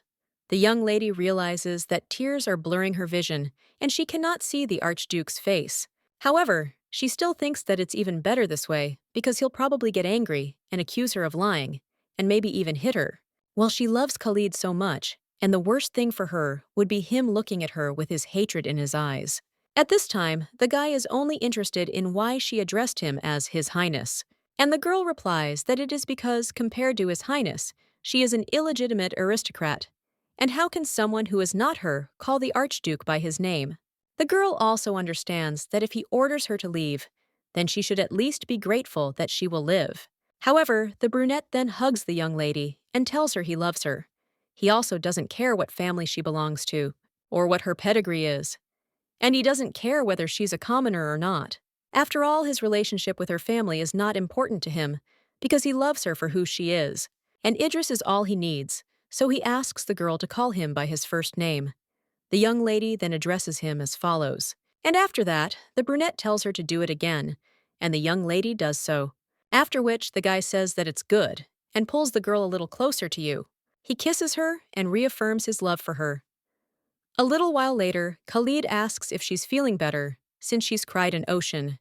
The girl replies that she didn't cry that hard, but the man claims that she's a liar. After which, he asks how she could think about it, since he will never hate her. Just because others didn't like her, the girl then claims that she was sure he would be angry because she deceived him. However, the guy replies that she didn't hide it from him on purpose and thought that he already knew everything. Therefore, the young man wants her to know that his feelings for her will never change, so he hopes that the young lady trusts him, and he also asks her to say that it is so. The main character then, with a smile on her face, says that of course it is so. The next day, the Archduke turns to Ethan and asks if he brought him information about Beatrice's family. The confidant then places a stack of papers on the table and answers yes. Barnett then looks at him with a little surprise, and Ethan asks what's wrong, after which the man asks if Ethan knew the story of Idris's origin. The guy replies that of course, and he wonders if there is an aristocrat who visits this palace and doesn't know about it. The brunette then clutches the paper and swears, and also understands that even his assistant knew, and it seems he was the only one who was not in the know. At this time, the blonde asks why His Highness suddenly asked, however he replies that it is none of his business, after which the confidant says it's unimportant, and that the first few pages contain general information about the Count's family. The information on the following pages is a bit more personal. The man then asks what kind of personal questions these are, and his close associates answer that they are things like family relationships and related rumors. The Archduke then begins to read all this and thinks how cunning the Count was. He did evade the property tax. He also sees that it means they are buying up large quantities of weapons and gathering their own personal army. And this is definitely treason, so he understands why Idris made such a demand in her past life. Then the Archduke sees something else and asks what it is, because life there is like imprisonment.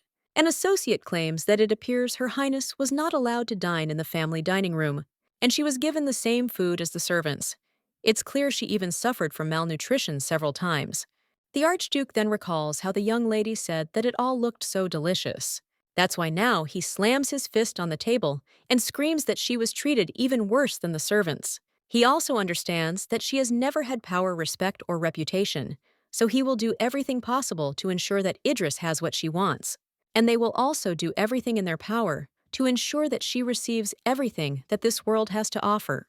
A little while later, someone approaches His Highness and hands him an envelope, and he claims that it was a great honor for him to meet His Highness, and that a letter had arrived for the Archduchess, so he tried to deliver it.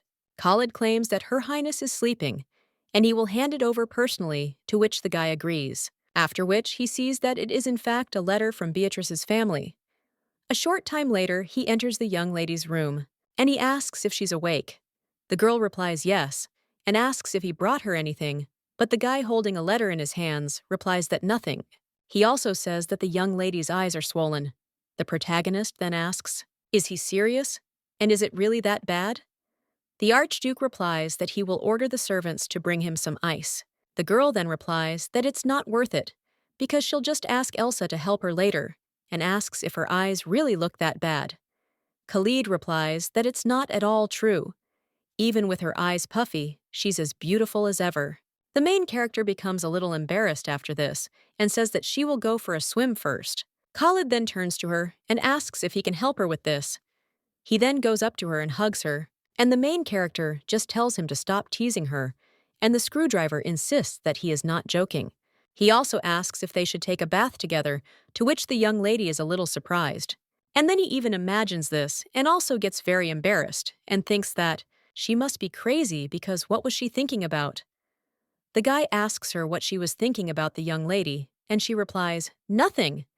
The young man then comments on how red her face is, after which the girl cries out that she needs to wash herself and asks him to leave. Then she leaves the Duke alone, and he turns around and says, "Okay," and then they will see each other later. The main character, while in the bath, realizes that Khalid was holding a letter back then, and she wonders who it was from. Well, the young lady also thinks, what is the point of being interested? Because maybe it has nothing to do with her at all, and perhaps it is some kind of secret document about Caltes or something else. Elsa comes into the room a little while later and claims that she was surprised when the lady suddenly asked to bring her ice, but now she sees that her eyes are slightly... The main character then interrupts the maid and asks if things are really that bad, and she replies that yes, and she thinks the mistress should keep the ice going for at least 30 minutes. A little while later, the young lady is already lying down, and the maid helps her introduce the ice. Then the young lady turns to Elsa and asks if she is even a little concerned about why her eyes are swollen. However, the maid only smiles, and the young lady wonders why she is laughing. Elsa claims that she is so happy, and it seems that she had a good night with the Archduke. But she was so beautiful that the lady's eyes were so swollen. The main character then wonders how she can explain the swelling with something like that. Then she wonders what the maid was imagining. And the girl replies that not only the lady's eyes are swollen, but her lips too. And only one thing could have led to this. The main character then asks, a little surprised, if her lips are also swollen, and the maid asks if she really didn't know, but it's very noticeable. The young lady then freezes in place and claims that the train is in her room today, so let the maid take breakfast there. She also understands that it is very dangerous to leave this room.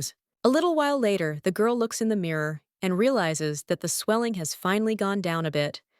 But then someone knocks on the door and the young lady tells them to come in. However, when someone sees this, they are a little surprised and also ask if this is really Khalid. The boy then heads to her bed with food.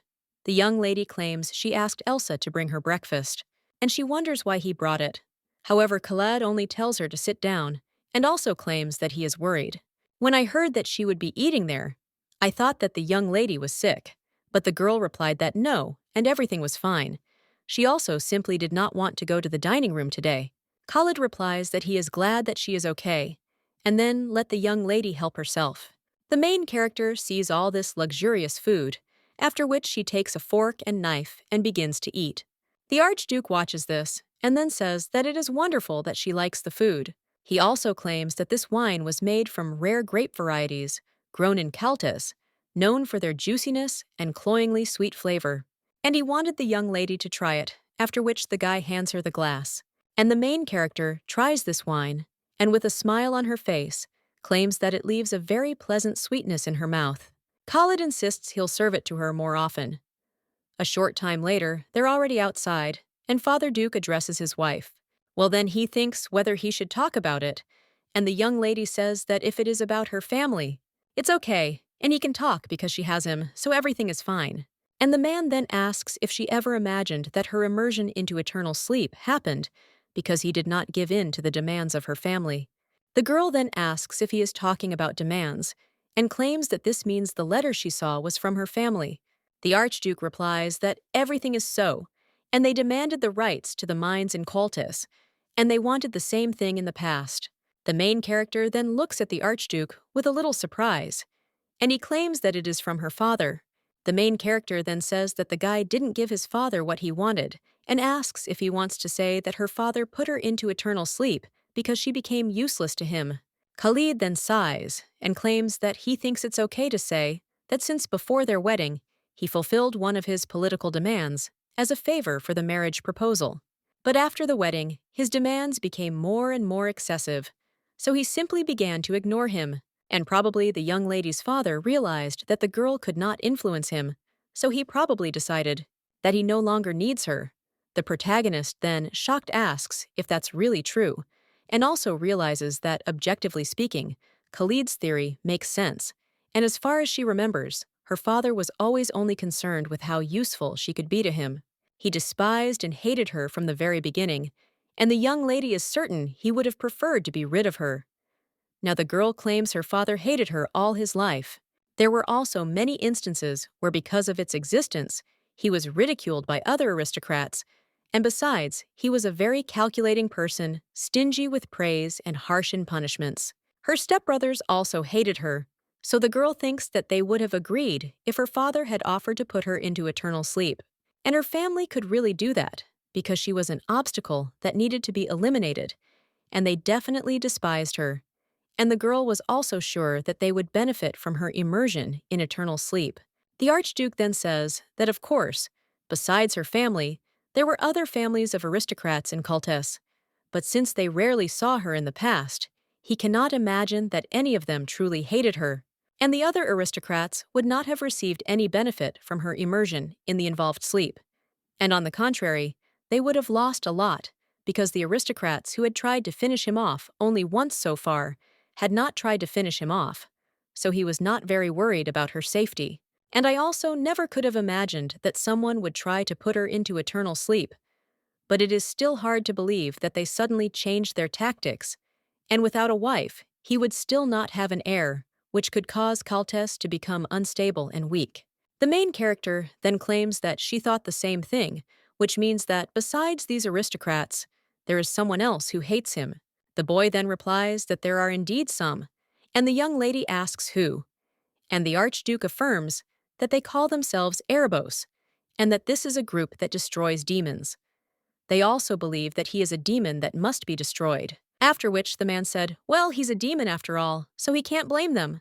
The main character asks if they shouldn't worry about them, and the guy replies that the worst thing this group did was spread gossip and rumors about him. And besides, you need permission from the authorities to enter the palace. But in Erebos, there are only commoners, and it is unlikely that any of them could defeat the palace knights. And in any case, entry into the palace is forbidden to commoners. The main character then wonders if this means that the Duke really could have been an assassin, but she thinks this confirms that her father saw her only as a benefit, and that she was simply an object to be thrown away. Once she becomes useless, the girl realizes that she is falling into darkness, and she knew that this was quite possible. But it turns out that it really was true, and she existed only for the sake of bringing him benefit. At this time, the Archduke takes the young lady by the hand and tells her not to be upset, because he will protect her at the cost of his own life, and in this world, she is everything to him. The main character then smiles and replies that, yes, she won't plunge herself into eternal sleep this time either. But a little while later, the girl opens the letter and claims that she is still curious why the Duke is asking for something so valuable. She also understands that her father probably thought that she could convince him, and the man asks why. And the young lady replies that it is because he knows her weakness, and the Archduke asks what it is. After which, the girl claims that her mother is with him, and she already knew then that her father's demands were absurd. But as long as he had her mother, she had no choice but to beg him to give him what he wanted. The girl also claims that in that house, no one accepted her as a member of the family. Her mother was the only one who cared about her, and the sweet tea she made for her, and the songs they sang together at night, were the only thing that allowed her to survive in that house. The girl also claims that she will never stop loving her mother, so she did whatever it took to keep her safe. The Archduke then says that it is clear, and now it is clear to him why she asked him for such strange things, and it was not like her. The man also wonders what he should do, since he knows that the young lady's mother is in the hands of the Duke. He cannot continue to refuse his demands. Idris replies that he should not fulfill his demands, and every time he refused him, her father would get angry and threaten to put her mother into a crippled sleep. The girl also claims that he still knows that as soon as he raises his hand against her, he will lose her as a useful pawn that he placed in the palace. But then the main character is shocked and thinks about what happened to her mother after she fell into a crippled sleep. But it's obvious, and probably he did the same to her. That's why now the girl claims that after all this is only the first letter that he sent, so it doesn't matter so much if he refuses him now. The young lady then turns to Khalid, and the guys apologize and claim that he was just thinking, and of course her mother's safety is a priority, but he cannot forget that he is a representative of Kaltes. The man also turns to his wife and asks, "What is the matter with this?" and also states that he will tell the Duke that he agrees to use his demands and also invite him to come there. The young lady then asks if he really wants to invite her father to Kaltes. The man replies that they're setting a trap for him too. The heroine then asks what he's talking about, and the Archduke confirms. What he will say is that he agrees with his demand for a leg. He will need to come there to discuss the details, and he will also ask him to bring the young lady's mother, because she misses her.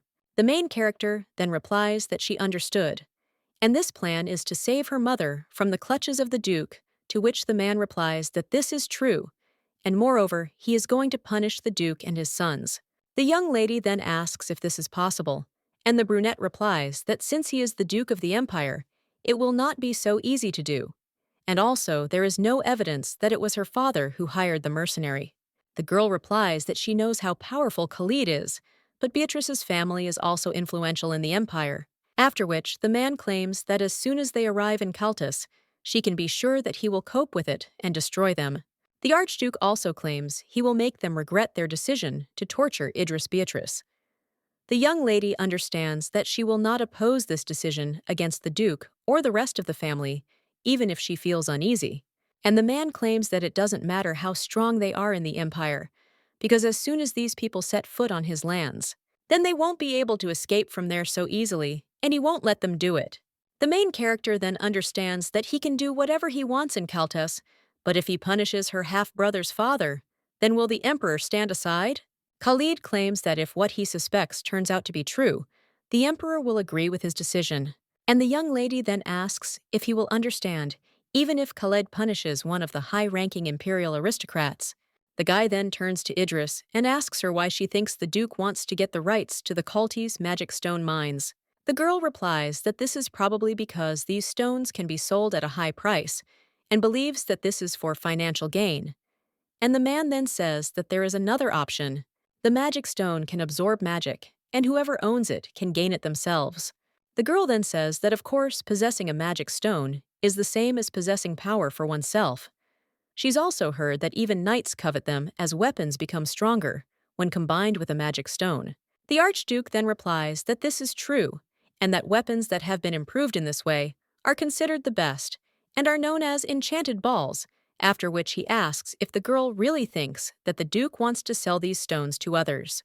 The young lady then asks if this means her father intends to take possession of the magical stones, rather than simply sell them. Khalid says she's spot on, but the girl claims that this is impossible, because her father has already met enough to hire powerful magicians, and there is no point in you obtaining rights to the stones but the man is interested. What if the Duke wants even more power, and based on his information, recently purchased a large quantity of weapons? Immediately afterward, he sent her a letter stating that he wanted the rights to the cultist mines, and he asks what the young lady thinks and what that means. The girl then asks if he really means to say that her father is going to combine this weapon with energy stones, and the screwdriver replies that this is just an assumption. However, the young lady claims that even her father will be executed by the Emperor if he tries to create enchanted swords, and Khalid then asks, what if the Duke is going to rebel against the Emperor? After all, he did not pay taxes on property, and the accumulation of a huge amount of money, as well as the subsequent purchase of private soldiers and weapons, can only mean one thing. And this is what the Duke is planning: a rebellion. The protagonist is then a little surprised, and asserts that if this is true, then she will become the daughter of a traitor, and will not be able to avoid execution. However, the guy tells Idris not to worry because he has a plan, and let the young lady simply trust him. The next day, the boy sent 2 letters, one of which was addressed to the Duke. Just as Idris had told him in it, the Khalid wrote that he was interested in discussing the terms of the rights to the mines, so the Duke would have to visit Kaltes in person to discuss the details. And because Idris missed her mother very much, he asked the Count to bring her with him. And another letter was sent to Khalid's uncle, who is the Emperor, and now the man is reading it. There, the Archduke wished His Majesty a good day, and also claimed that he had been so busy with governing that he had forgotten his duties as his nephew. The Emperor then claimed that his nephew was finally in action. He then also read that he had noticed Duke Beatrice engaging in suspicious activity. However, the Emperor was then wondering what to do because one hasty action, and the aristocrats from the opposition would immediately rebel. He also realized that it looked like Khalid and Duke Beatrice would meet in a few days, after which he claimed that it was wonderful, and the house would be left without an owner, so he was obliged to look there. A little while later, someone approaches Khalid and claims that a reply has come from His Highness, and it says that an imperial representative would be sent to look into the situation, and she thought the evidence they sent to the Emperor worked. The girl also says that now all that remains is to wait for her father's response to the invitation, and the Archduke replies that yes, everything is going according to plan. The guy then takes the young lady by the hand, but says that it looks like she is still nervous. The girl replies that yes, and perhaps she has no attachment to them, but still it concerns her family, and she has mixed feelings about it. The young lady also says that her father is a very influential man, and she's never seen him lose. Perhaps that's why she can't imagine this plan coming to fruition and him being punished. But then the young lady apologizes and claims that she shouldn't have said anything just to avoid jinxing it.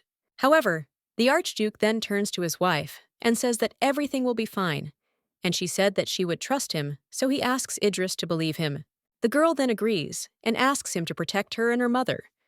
The Archduke then takes her hand in his, and he says it's an honor for him. The girl then realizes they've already received a reply from the Emperor, meaning her father and half-brothers must have read Khalid's letter. The man reads it at this time, and then smirks, and his son asks what it says.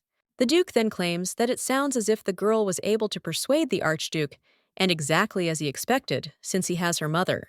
The man's other son asks if this means the Archduke has agreed to grant him the rights to the magic stone mines in Kaltis. The Duke replies that yes, and he wishes to meet in person to discuss the details. And his only condition is that he brings Idris's mother with him, especially since it seems like the girl misses her. The man's eldest son then asks if he is talking about that maid, and it's not difficult to do so. Let his father just take her with him on the trip and then bring her back. The man then says that of course there is no problem in taking the maid with him, and that is the only thing that worries him. This means they can plan for something unexpected. The young lady's brother only smiles at this point, and he says that his father is worrying too much, and also asks if he really thinks that Idris will take the maid. But the Archduke would never have allowed her to do this. And firstly, his pride wouldn't allow him to live with his mother-in-law, who was a servant. He then told his brother to watch his language in front of their father. He also claims that, despite how Kate put it, he is right, because the Archduke may be unhappy that his wife is of such low pedigree. And rumor has it that if the Archduke doesn't finish eating, he'll behead him on the spot. so he wonders if his father seriously thinks such an arrogant and proud man would accept a servant. The man then says, "Fine," and then he'll set a date and go to the cults to discuss matters with the Archduke. He also says that Ken, as the eldest, will remain there and look after the house. The boy then agrees, and his father says that Kate will go with him to Caltas, and that his job will be to keep an eye on the maid. The young man then asks if his father is talking about him, and then says, "Okay," and he thinks he can do it. The man then simply laughs and claims he can't believe the rights to the Caltesa magic stone mines are his, one of the sons. Then congratulates his father, claiming he deserves it, and that fate is on their side. And Beatrice's family will soon become the new ruling family. Meanwhile, the Archduke reads the reply to the letter and smirks. A little while later, the main character also reads this letter, and it says that her father would like to thank the Archduke for accepting his request. And after he has completed some household chores, he will immediately head to Caltasy. And by the way, he asks how his daughter is doing, because he is sure that everything is fine with her, since His Highness is nearby. But he is still worried whether she was able to get used to the new place. And as soon as he heard that Idris was missing her mother, his heart ached, because he was her father, and he asked to tell Idris that there was no need to worry, because she would soon meet her mother. The main character is now thinking what a bastard he is because this man treated her like a nobody, and how dare he pretend to be a loving father. The Archduke asks if the young lady is all right. She merely clutches the paper and insists that everything is going as Khalid said. The boy then asks the young lady not to dwell on her father's words, and what's important is that she will soon meet her mother, after which Khalid apologizes, and he says that she shouldn't have read it, and that he shouldn't have shown it to her. The girl then replies that no, and it was she who asked him to read this sheet, and besides, now she knows for sure that her father, or rather Duke Beatrice, never loved her. The girl also understands that Khalid could simply have stuck to his plan. He kept her in the dark, and he didn't have to tell her about it. But now the young lady clenches her fists and thinks he could have taken revenge on his own. And this is also Khalid's way of paying for her immersion in eternal sleep. But all this was her revenge from the very beginning. And one day, they wiped her off the face of the earth, so she will do the same to them. After which, the young lady turns to her husband and understands that in the future, she must destroy him in the best possible way so that she will not have any regrets. And now she asks her husband to make sure that he completely erases Count Beatrice from the face of this world. The Archduke then only smiles and agrees, and also says that the girl can count on this. The man understands that he could have dealt with this situation without Idris's consent, but if he had done so, he would have been no better than the Count, who always controlled her against her will. The man also remembers her facial expression and realizes that the young lady looked confident, and it means that she made her choice. And even if it is painful, it will help her heal from the scars of the past. At this time, the girl enters her husband's office and states that she thought it would be nice to have some tea together. Khalid is thinking at this time that if he dragged her into all this, and now claims that it sounds great. The main character then says he looks confused and wonders if something's wrong. He replies that it's simply not. He feels like he's forcing her to do it. Idris then places his hand on Khalid's. He then claims he told her to trust him, because he will be on her side, and it would be a lie to say that everything is fine, but it is not his fault. And she feels this way only because she's too soft. Khalid insists that a kind heart means she's human, and there's nothing strange about that. The main character then thanks the guy for his words and says that this is why she believes him, after which they look at each other and begin to move closer, but when their lips almost touch, then Ethan bursts into the room and addresses His Highness. He insists that the financial plan needs to be reviewed for Duke Beatrice's visit. Well then, the main character gets a little scared, and then screams that she needs to go, because she promised Elsa that they would take a walk in the garden. The Archduke then turns to the guy and asks if he really broke in there for some financial plan. However, his confidant replies that he is not the only one who has come to tell him that the Duke left his estate this morning, and he thinks that the journey to Caltes will take about 4 days. The Archduke then says that it is time to start cleaning up the estate, and his entourage asks whether the gentleman has the Archduchess in mind for his mother, and they have already started doing that. And also, if there are no more questions, he will order the butler to conduct a final check of the premises. And after everything was settled, he was thinking about a small excursion, and this Duke asks why. The guy replies that they received a message that Erebos is up to something and they absolutely need to keep an eye on that group. Khalid replies that he doesn't think they're planning anything serious, but whatever. A little while later, the main character turns to Ethan, and the guy says that Her Highness probably feels uncomfortable because of all this. The girl then says that it was like that before, but after His Highness calmed her down, she feels much better. The man then says that this means the young lady is a very strong person, and the main character asks if he says that she is strong. Ethan then claims that yes, there are people in this world who cannot be consoled at all. Moreover, some find words of comfort useless, and they think that an attempt to calm down is a mockery of them. And they also do not believe that these outwardly happy people can be sincere and caring. The young man then turns around, and with a smile on his face, states that he simply wanted to say that all people are different, and wonders if the young lady can believe that people behave hostilely towards those who try to comfort them. The main character then hesitates a little, after which she smiles and confirms, "That's not entirely true." Ethan then asks what she's talking about, and the girl confirms it. That some people may feel this way because they are in a terrible situation. Perhaps they are in a place where words of comfort cannot reach them. And when someone is in such a sad situation, she sees how they can envy those who look happy, but that doesn't mean these people are to blame, and that their environment shapes their behavior. When someone cannot accept the beliefs of others, it means that something in that person's environment made him think that way. Ethan is silent for a moment, and the young lady asks what is going on, after which the young man only smiles, and he says that Her Highness is truly a very kind person, after which he bows and thanks her for talking to him, and also claims that he needs to go. And the young lady says that it's okay, and she's sure that he's very busy, and that's why he can go.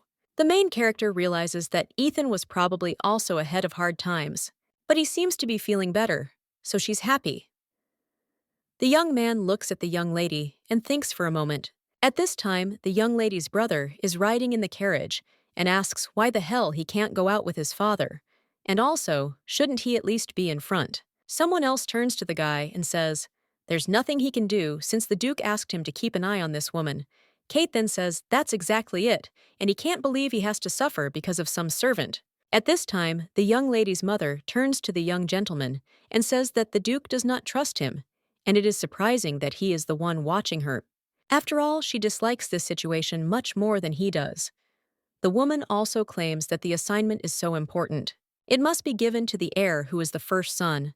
The woman also asks if he, as the second son, agrees to this. However, the young man only screams at her to shut her mouth and asks if the woman thinks she can get away with it, since his father was polite to her. But he has no doubt that she feels confident only because her daughter married the devil archduke. He also says that the mother-in-law and the devil's nickname, which is just the right hint for her. The woman then looks at the guy a little coldly and remains silent. Meanwhile, the main character strolls through the garden with the maid. Elsa says that this garden is very beautiful, and the main character apologizes for not bringing her there earlier. And she was very busy. The maid then says that this is nonsense, and the most important thing is that they are there now. And to be there in such a beautiful place. The main character then turns to Elsa, and he asks what happened. The girl replies that, frankly speaking, she heard that the Duke would soon arrive at the palace, and she wondered whether the lady should meet with the Duke.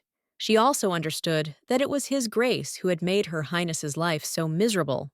The main character then realizes that she knows what Elsa is thinking and would like to tell her the truth about their plan. But now she only claims that the Duke is coming for political negotiations with His Highness, so she will not see him. The maid then says that it's okay, but she still doesn't like this situation, and she wonders why he had to go all the way to Caltes. The main character says that, on the other hand, the Duke will also bring her mother, and this is a chance to check with her, after which Elsa asks if this is true. And he also says that it would be wonderful if she stayed there, to which the young lady says that this is definitely the case. And he also wonders if the maid suspects something, or if it was just an accident that hit the mark. Elsa then states that, in any case, she is glad to hear that Miss Honey will be coming to them, and the main character says that she is too. A little while later, the girl is already lying on the bed, but then she hears the door to the room opening. He also understands that it is Khalid, after which he asks what brought him there. But the guy is just wondering if it's really so strange that he came to their marital bedroom to see hers. The girl replies that she didn't mean it that way, and that he had simply been so busy the last few days that they had even slept in different bedrooms because of this. The guy then sits down on the bed and turns to Idris, after which he approaches her, and he kisses her. Afterwards, the young lady asks Khalid if it worked, and the guy assumes she's forgotten. And it's a little offensive. The young lady then asks what he's talking about, and the guy insists that it's today. Their wedding day, the main character is then a little surprised and wonders how she could have forgotten it. But she was very absent-minded. The guy at that time claims that it seems she finally remembered, and the young lady claims that things got to her. The Archduke then lies down on the bed and tells the girl not to worry, because not much time has passed since she accepted his feelings, and he has no intention of putting pressure on her. He also claims that he can wait for her forever, and the young lady is a little surprised. The young man insists that a carriage will be waiting at the palace's back entrance tomorrow. He ordered the coachman to take it to his private estate and let the young lady be absolutely certain that her mother has boarded it. He also claims that he is the only one who knows where the estate is, and that even the Duke won't be able to find it. The protagonist then realizes that this will indeed happen tomorrow. And tomorrow, her father, as well as her half-brothers, who abused her in the past, will be there. And tomorrow her mother, who is her only family and the one she loves so much, will come. So now the young lady only sighs. The Archduke takes her hand and assures her that everything will be fine. The main character then asks if he thinks that his father or Kate might suspect something, and the guy replies that that's why he prepared a shabby-looking carriage, and they can simply say that they sent a servant on an errand. The girl then wonders if her father would be interested if her mother suddenly disappeared. The Archduke, with a smile on his face, claims that he will not even ask about it, being more interested in discussing the rights to extract the magic stones. And while he's talking to her, the girl can, under the pretext of wanting to speak with her mother in person, take her away from the palace. The young lady then thanks her husband and wonders if she can pull it off. And also, what should she do if she can't save her mother? And what if the Duke finds out about their plan before she puts her mother in the carriage? And also, if Kate accompanies them? However, the young lady's husband only says that she can, but now she needs to get some sleep. And she needs to rest before tomorrow. The next morning, the young lady wakes up, and the maid helps her get ready. Elsa, looking at the lady, says that she was already beautiful when she lived in the Duke's mansion, but now she has become even more beautiful. She also says today Her Highness will show them how good it is there. And even if she was forced into this marriage, she'll show them how happy she is, so the Duke and the young master will go crazy with envy. The main character says she'll definitely do it too, so the girl shouldn't worry. Then the Archduke enters the room and asks if Idris is ready. The girl replies that she is too, after which the man says that they should go then, and they head into the hall. There the young lady sees a woman with black hair, and when she turns to her, then the girl realizes it's her mother. The Duke bows and confirms that it was a great honor for him to meet the Light of Kaltes. The man merely claims that he was expecting them, and the Duke thinks that every time he meets this guy, he remembers how much his appearance matches his nickname, the Devil. He also thanks His Highness for such a warm welcome, and the man asserts that it should be so. It's a long trip, so he thanks them for coming to Kaltes, and it's been a long time since he's seen his wife. The Duke also looks at his daughter and realizes that he thought she would be treated with disdain, but it is an expensive dress, and a hairpin made of rare red jade, and it looks like the girl has settled in quite well there. Despite his lowly origins, the man still asks how Idris is doing, and he also understands that he must endure this for the last time, because after this, he will never see her again. However, the Duke at this time turns to the man, and he becomes a little frightened, and the brunette claims that perhaps he is confused due to a long separation from his wife. But now, he must remember that Idris is an archduchess, and therefore also the ruler of Kaltes, and he wonders if the man understands what that means. After all, he's obligated to treat her with the utmost respect. The man then bows and asks for forgiveness, and also claims that he was rude. He also asks how Her Highness is doing, and the main character only smiles after that, and he claims she feels much better than before. The man then realizes that he was the one who clothed and fed her. That's why he doesn't understand how this girl can behave so brazenly, and it's me who claims it at the moment. It's a bit unusual for his generous wife to say something like that, and he wonders how badly the Duke treated her in the past, and also asks if there is anything he needs to say. The young lady's father confirms it. What must be the reason for this is that His Highness treats the Archduchess so well, and he is confident that he has provided her with a wonderful life. But now the Archduchess prefers Caltesse. The main character then thinks what kind of terrible excuse this is. The Archduke at this time offers her father to go inside, after which they all go in. But then the Archduke stops and asks why. Idris does not want to talk to his mother alone, to which the young lady says that she would be happy to. And he also understands that he said that a carriage would be waiting for them near the back entrance. Then the young lady extends her hand to her mother and invites her to come. But at that moment, her brother looms over her. The young lady then asks what's wrong, and the young man is silent for a moment. Then he says he will accompany Her Highness. After this, the main character only smirks and thinks, what kind of sight is this? But he addresses her with such respect, and she thinks that the words that Khalid said to the Duke put pressure on him too. Well, she can't allow Kate to go with them, so now the girl claims that everything is fine, and the boy should go with his father, as well as the Archduke Khalid, then asserts that yes, and he will only disturb the lady. But the young man then says that so much time has passed since he saw his sister, so he'll go with them so they can talk. The brunette is silent for a moment after this, but then turns to Duke Beatrice, and he asks whether it turns out that his son, unlike him, does not intend to cooperate in their negotiations today, and he also asks how he should understand this, after which the Duke thinks what he should do. But then he just grabs his son and asks how he dares to upset the Archduke, so let him apologize immediately. The young man then asks for forgiveness and claims that he was not in his right mind and will also give the summer time to be alone. The main character then turns to her mother and invites her to go, and the rest of the family watches as they leave. When they leave the room, the woman asks where they're going. The main character replies that they're heading to the back door, and there should be a pig there who will take her to Khalid's estate, and only he knows its location, so that mother will be safe there. But the woman then asks why the young lady is a little surprised, and also asks what she is talking about. Her mother at this time claims that she understands that the girl is trying to save her from the Duke, but what is she going to do next, and is she really going to lock her in the Duke's estate instead of the Duke's houses? The main character then asks if she is talking about locking her up, and she would never do that to her, but the woman says that she knows that the Duke is demanding something from her, intimidating her in an impossible way. And so the girl is now trying to hide it. That is her only weakness from the whole world. But the young lady claims that she never thought so. And the woman says that let's say she is telling the truth, and such a thing was not in her thoughts. But how can she believe that the Archduke is not the one trying to get rid of her? The young lady then turns to her mother and says that the rumors about Khalid are full of lies, and they planned it all together. So she takes her mother's hands in hers and asks her to trust her at least once.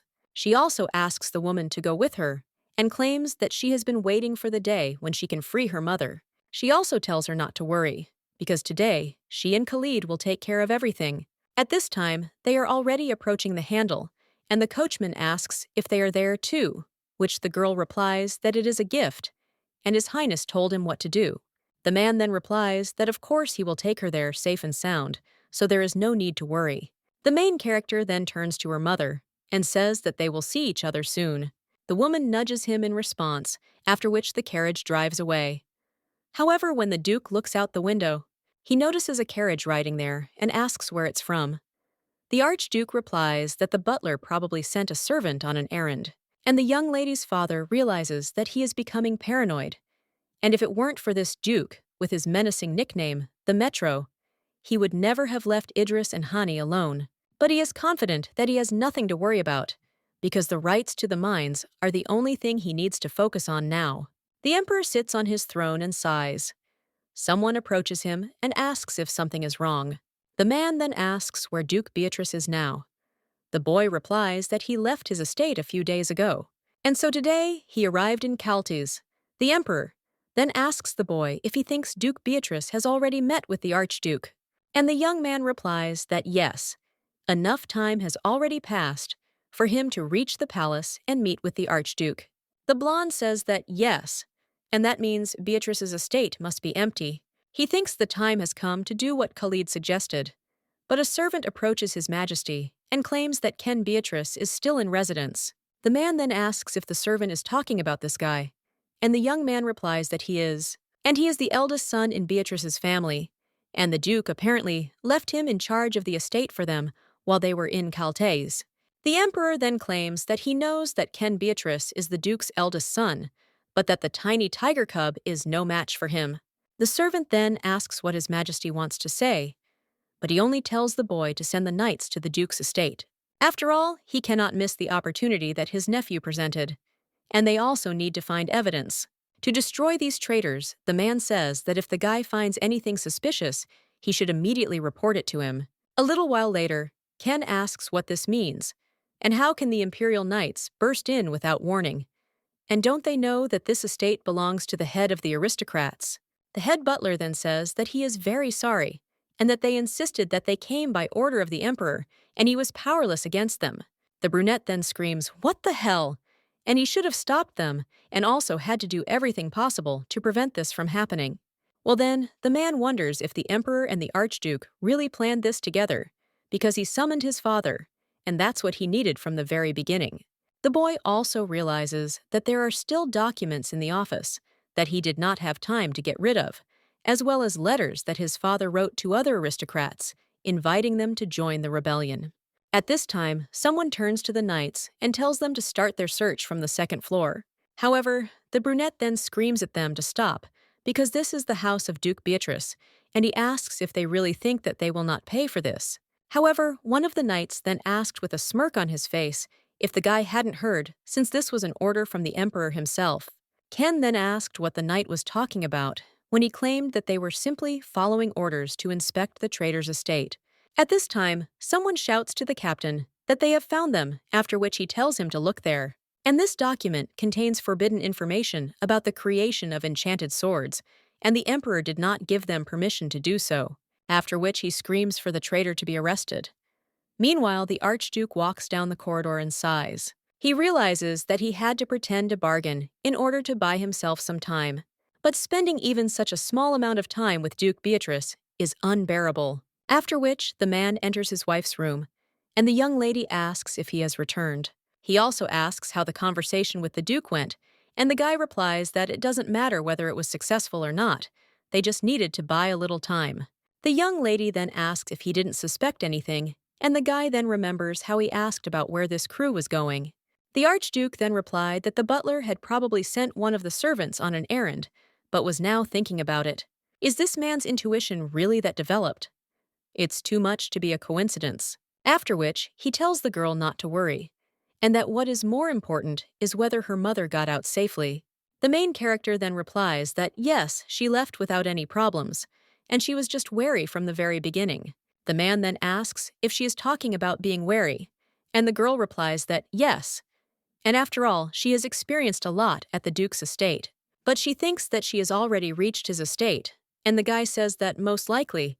He also realizes that now that he thinks about it, Khalid had to do a lot to make this plan work. But then something knocks on the window, and the young lady wonders if it is a criminal. But they are so high up. At this time, the Archduke opens the window, and the young lady says that this could be dangerous. But at that very moment, a falcon flies into the room, and the main character asks if this is really a bird, after which she also sees a letter on her paw, and realizes that she has never seen a falcon used as a messenger bird. The Archduke opens the letter and claims that it is the Emperor's falcon and that it only delivers secret messages, so there must be urgent news for him.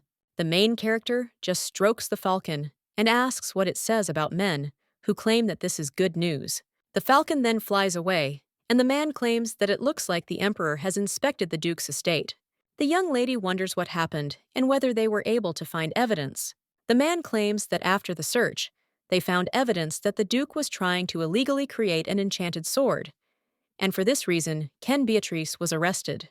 During the document check, correspondence was found between him and other aristocrats, and through these letters they discussed a plan for an uprising, so it was all over for Duke Beatrice. The main character then asks if this is true, and the man replies that yes, after which the young lady understands that it is finally all over, and she is saved from falling into eternal sleep. But the girl wonders why she feels this way, and she feels a mixture of relief and bitterness. After which the girl turns to Khalid and asks for a hug. She also understands that everything will be fine, and the Archduke at this time agrees. After which he hugs the young lady, and she thinks that everything will be fine because he is next to her. A little while later, the Duke and his son enter the Archduke's room, and the boy asks what he is doing. At this time, Khalid only tells the young man to continue barking, and Kate claims that this is unacceptable, and the man called them to negotiate about the rights to extract the magic stone, but all he did was waste their time with his empty words, and also let this woman be Idris's biological mother. But Hani is officially the Duke's servant, which means she is their property. They also just heard that their servant hasn't returned to his quarters since last night. The young man also claims that he would never have thought that the great Archduke would desire a pathetic servant girl, and he must return her to them now. The Archduke then thinks for a moment and states that there are 3 things he misunderstood. Firstly, now you shouldn't address Hani as the Duke's servant, since Idris is his wife, which means Hani is his mother-in-law. And he doesn't think the guy is stupid enough to call the Archduke's mother-in-law a servant. And secondly, he didn't steal her anywhere and never forced her to do anything to anyone, because the woman chose his protection of her own free will. And thirdly, from now on, he is forbidden to own any property. The man then asks what the Archduke is talking about, and he claims that this joke is no longer funny, so he asks that it be stopped immediately. However, the man insists this is no joke. From this point on, they are not allowed to own anything. All the things they owned before today, and everything that increased their value, will turn to dust. The Duke then cries out that he is talking nonsense, and he may be the Archduke of Caltez, but his behavior today is unacceptable. However, the Archduke only laughs after this and says that under no circumstances. After all, he is talking to traitors to the Empire, and will even say that he is too polite to them. He then asks Idris if this is true and what she thinks. The girl simply turns away, and with a smile on her face, she claims that she thinks it looks pretty pathetic, and even their reactions are pathetic and cowardly. The only choice they have now is to get on their knees and beg or categorically renounce their claims. She also can't believe how merciful Khalid is being to them now. However, the young man cries out that this is absurd, and he asks where the girl heard such a thing, but they were framed. The Archduke then asks if the guy is saying they were framed, and he claims that apparently the Emperor had already searched their house, and did they seriously think that he would give up the rights to extract the magic stones? But they really did fall right into a trap, and it was quite reckless. The Duke then claims that this cannot be true, and that he was stalling because he was simply trying to give the temperature more time to search the house. And the young lady's brother claims that there was some kind of mistake, and that there was a clear misunderstanding because they would never.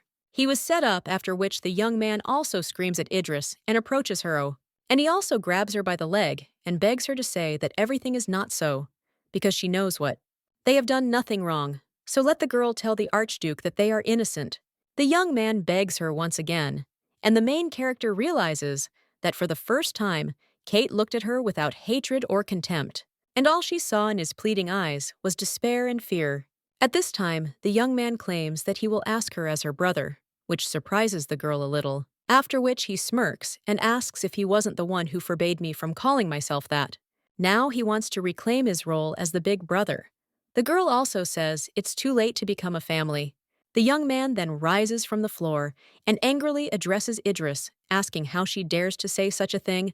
After all, the girl is such a worthless nobody. However, the main character can no longer bear it, and so she rises from her seat. And he gives his brother a resounding slap and says what a worthless person he is. The young lady also screams out whether he even knows what she had to go through while living in that terrible house. And she kept hoping that one day people would start to care about her, and also convinced herself that one day her family would love her. But now she knows she was a fool to dream of such a thing. The Archduke draws his sword from its sheath, and he says that it seems they still don't understand where they made a mistake, and don't even repent. After which he already swings at these two, and the young lady asks Khalid to stop. The guy then says that because of these two, the young lady suffered, and isn't this the best retribution for all their deeds? However, the main character claims that she does not want to punish them like that, after which the guy asks what she means. But the girl claims that she does not intend to respond to them with the same cruelty with which they treated her, and if she does that, she'll be no better than them. The Archduke then says that's quite fair, and he's so stained with red liquid that it's enough for both of them, and she shouldn't burden herself with guilt about it. After which, he wounds the young lady's brother, and the main character asks a little surprised what he is doing. And she tells him not to do this because he promised to obey her. Riddle is a little surprised after this, and the girl claims that this means that everything he does is done with her will in mind, and asks how she can avoid feeling guilty after this. But not for them, but for Khalid. As if she forced him to do it. The guy then claims that he can't allow the girl to feel guilty, and he understood. A little while later, the young lady's brother and father screamed for release. Ethan, looking at them, asks His Highness what they should do with them. The man replies that they are traitors and have attempted to rebel against the emperor, and His Majesty has asked him to lock them in prison and keep a close eye on them. The Archduke's confidant then agrees, and he tells the guards to take them away. The young lady's father then screams that this is ridiculous and that they should let him go, and his son screams that they can't do that. The Archduke then turns to his wife and asks how she wants to punish them. The girl replies that she wants to take away from them what they value most, and the man asks if they value anything. It's hard to believe the girl then claims it's the Duke and his family. They love only themselves and their lineage. This is the only important thing for them, because they know that it is she who gives them everything: power, wealth, and status. And now that the attempted rebellion has been confirmed, then the emperor will take away all the titles and wealth from the Beatremsi family, and the guy replies that, yes, but that's not all because they will be executed. The main character then asks if he can ask the emperor for a favor, after which he asks what his wife wants. And the girl claims that after Togo, her father and brothers will be removed from power. She wants them reduced to the level of commoners. She also understands that when they fall into eternal sleep, everything will be forgotten. But she wants them to suffer like she does every single day, and to live like the poorest people. Even worse than a pathetic, illegitimate child.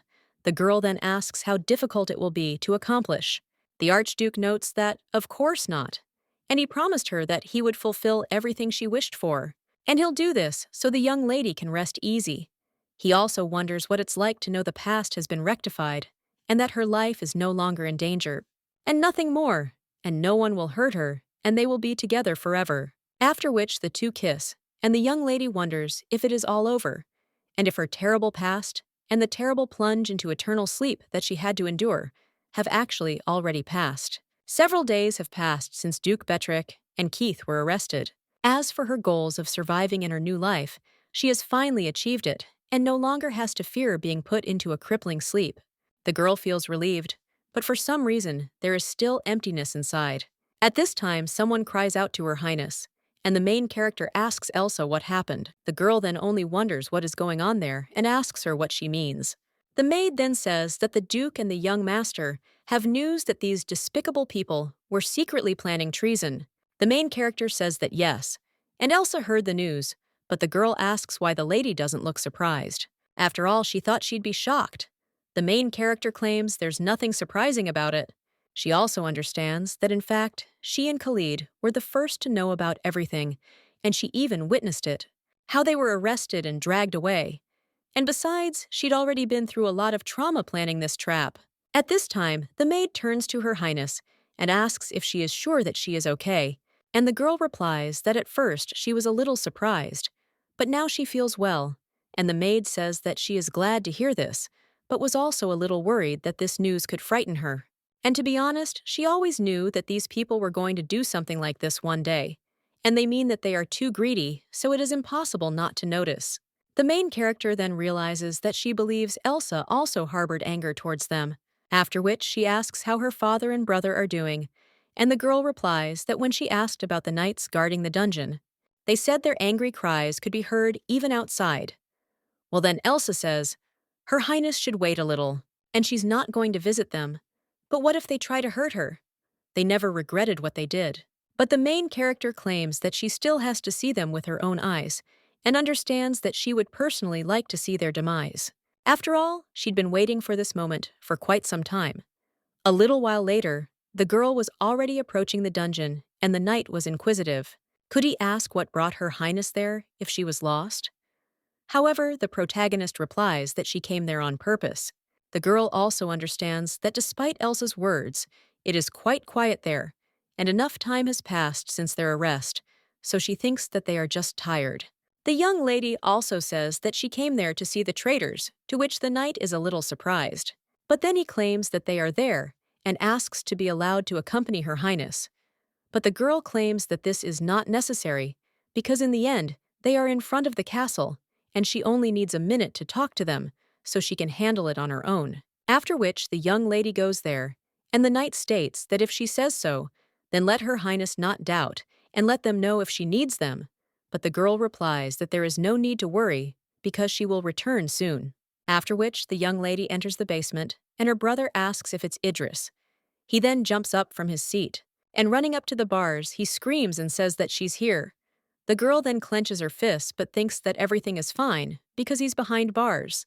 And the young man at this time tells Idris to look at this because yesterday's wound really hurts, and doesn't it look terrible? The young lady then claims that it looks normal and wonders if it hurts him, but she believes that this means that he has the ability to feel pain. The guy then asks what she's talking about, and the girl claims that he always hurt her as if it meant nothing, so she simply assumed he himself was incapable of feeling pain. But then who else would approach a young lady and ask if she was happy now? After all, the girl turned the Archduke against them and also sent her own father and brother, so he asks if she is happy. However, the main character just smiles and claims that it's so funny to hear something like that from him. And wasn't he the one who planned to put her into eternal sleep? The man then asks what she's talking about, and the girl insists that maybe he hasn't thought about it yet. But if Khalid had refused his demand, he would have plunged her into a crippling sleep and let the man not deny it. The young lady's father then asks why she thinks he would do something like that, and the girl replies that it is because without this deal, she would be useless to him.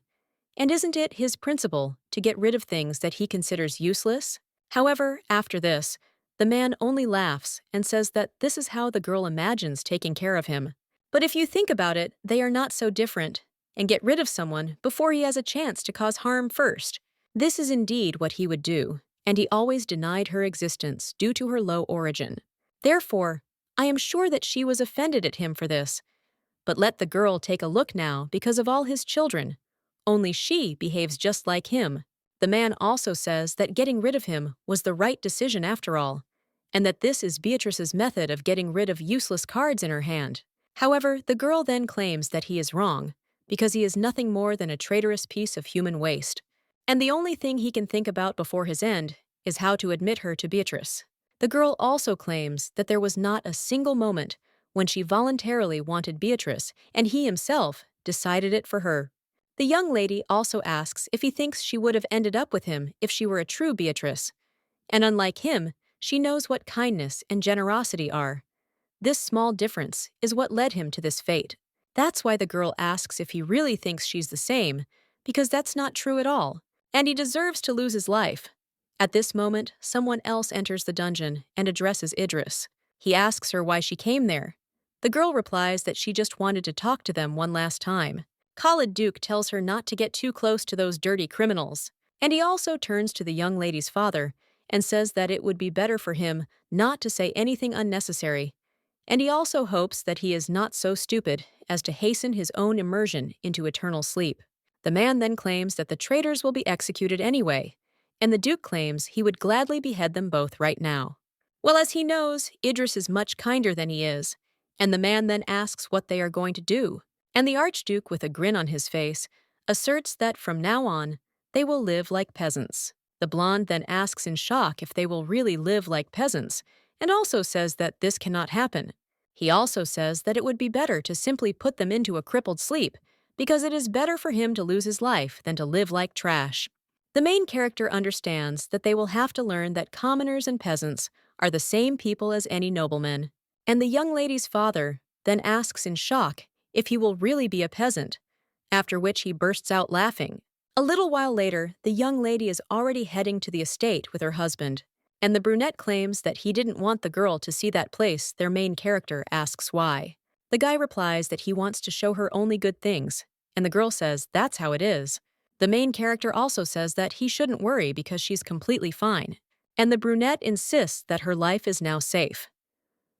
The main character can't help but smile. She also thanks Khalid for everything he's done for her, He also claims he delivered the message to the emperor instead of being executed. He asked that Beatrice be stripped of all her wealth and titles, since the plan was his, and if her family is the traitor, then the emperor sent confirmation, and he will fulfill this request. Soon the prisoners will return to their homeland to suffer their punishment, and the main character says that she understands.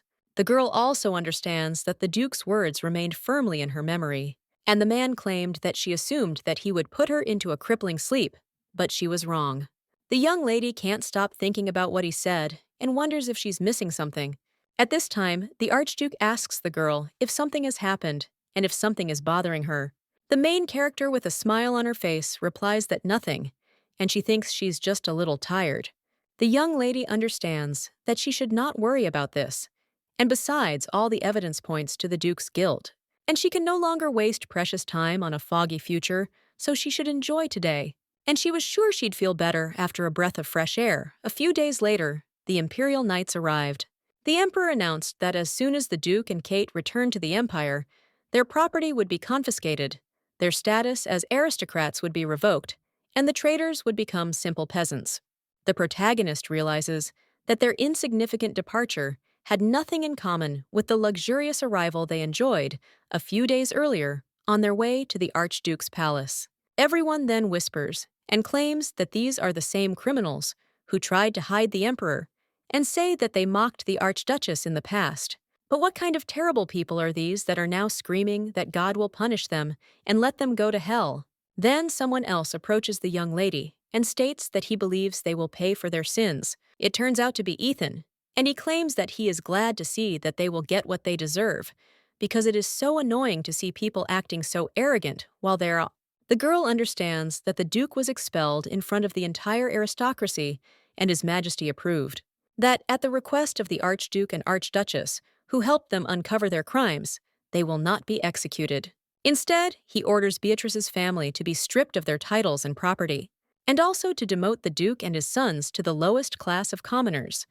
He also asked if there were any objections, but the people merely asserted that it was only through the mercy of the Archduke and Archduchess that the traitors were allowed to spare their miserable lives. So they should be grateful. As soon as they left the palace in disgrace, the jeers of other aristocrats could be heard even on the other side of town, and the Duke, Ken, and Kate were thrown into the street, looking no better than beggars in back alleys.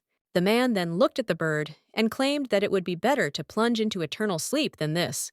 The Archduke then turns to the young lady and says that it has gotten a little colder, so they should come in. However, the girl asks if they can visit her mother first. Ethan then claims that he just visited her, and the woman feels great. Then the main character asks if it's okay if she's brought to the palace today. The Archduke then replies that of course, and he will ask Ethan to accompany her, after which he turns to his confidant and asks if he understands. If that's the case, then let him go right now and try to treat her with the utmost respect. The young man then says that the Archduke isn't giving him a second to rest. The main character, with a smile on her face, says she's counting on Ethan. The guy then says that he too will certainly treat the lady with due respect. The girl then says she hopes her mother will like Caltès. The Archduke tells the young lady not to worry, as her mother will want for nothing, and he's sure she'll like the place. The woman is in the room at this time and understands that despite the fact that she is the mother of the Archduchess, she has always been treated disrespectfully because she was born a servant, and because of that she expected to live in one of the old estates of the Archduke, and also thought that it would be one of those places that were only called estates. But from the outside, everything looked decent, but the woman was sure that everything was destroyed inside. She also thought that everything was okay, because in any case, it would be better than when she spent every day afraid to show even a drop of weakness. She also opens a locket containing a photograph of her daughter, and realizes that she can live with Idris if she can suppress her pride. The woman was afraid to get close to Idris since this family hated her, and she realized that her existence would only bring her pain. But she missed her daughter very much and cannot believe that she will be with her again. Of course, only if the Archduke's intentions were pure. The woman also understood that he was trying to keep her close because she was Idris's weakness, and he wants to lock her up and also restrict her. Her mother and perhaps others cannot lift a finger in her direction. The new Archduke himself has the power to destroy her whenever he wishes. Well then, the woman remembered how the main character asked her to go with her, and claimed that she was waiting for the day when she could free her mother. The girl also told her not to worry, because now it was Khalid, and she would take care of everything. But when the woman opens the door, she's shocked to think what it is. Meanwhile, the servants greet her. They also claim that they were expecting her on the orders of His Highness, and that the lady must have had an exhausting trip. The woman then realized that she thought she would be locked in an abandoned house, but she wondered if all these people were there to watch her, and most likely the Archduke was warning her to behave quietly. At this time, the head maid greets the mistress and states that it is an honor for them to be assigned to such an important person. She also claimed that His Highness ordered them to serve her in the best possible way, as she was a very special guest, and the woman also asked how they could address a lady. The young lady's mother said they could call her Honey, and the maid said they would do as she said. Now she understands that everyone is so polite to her, and that they are really there to keep an eye on her. But in any case, she must be on guard. At this point, someone asks if his colleague has heard the news and knows about the aristocrats being brought from the empire. The woman then looked out into the hallway and asked if something was wrong. One of the maids apologized, claiming they had been talking too loudly, after which she told the lady what these rumors were, and the young lady's mother was shocked. Could it be that Beatrice's family had been exiled and reduced to peasant status?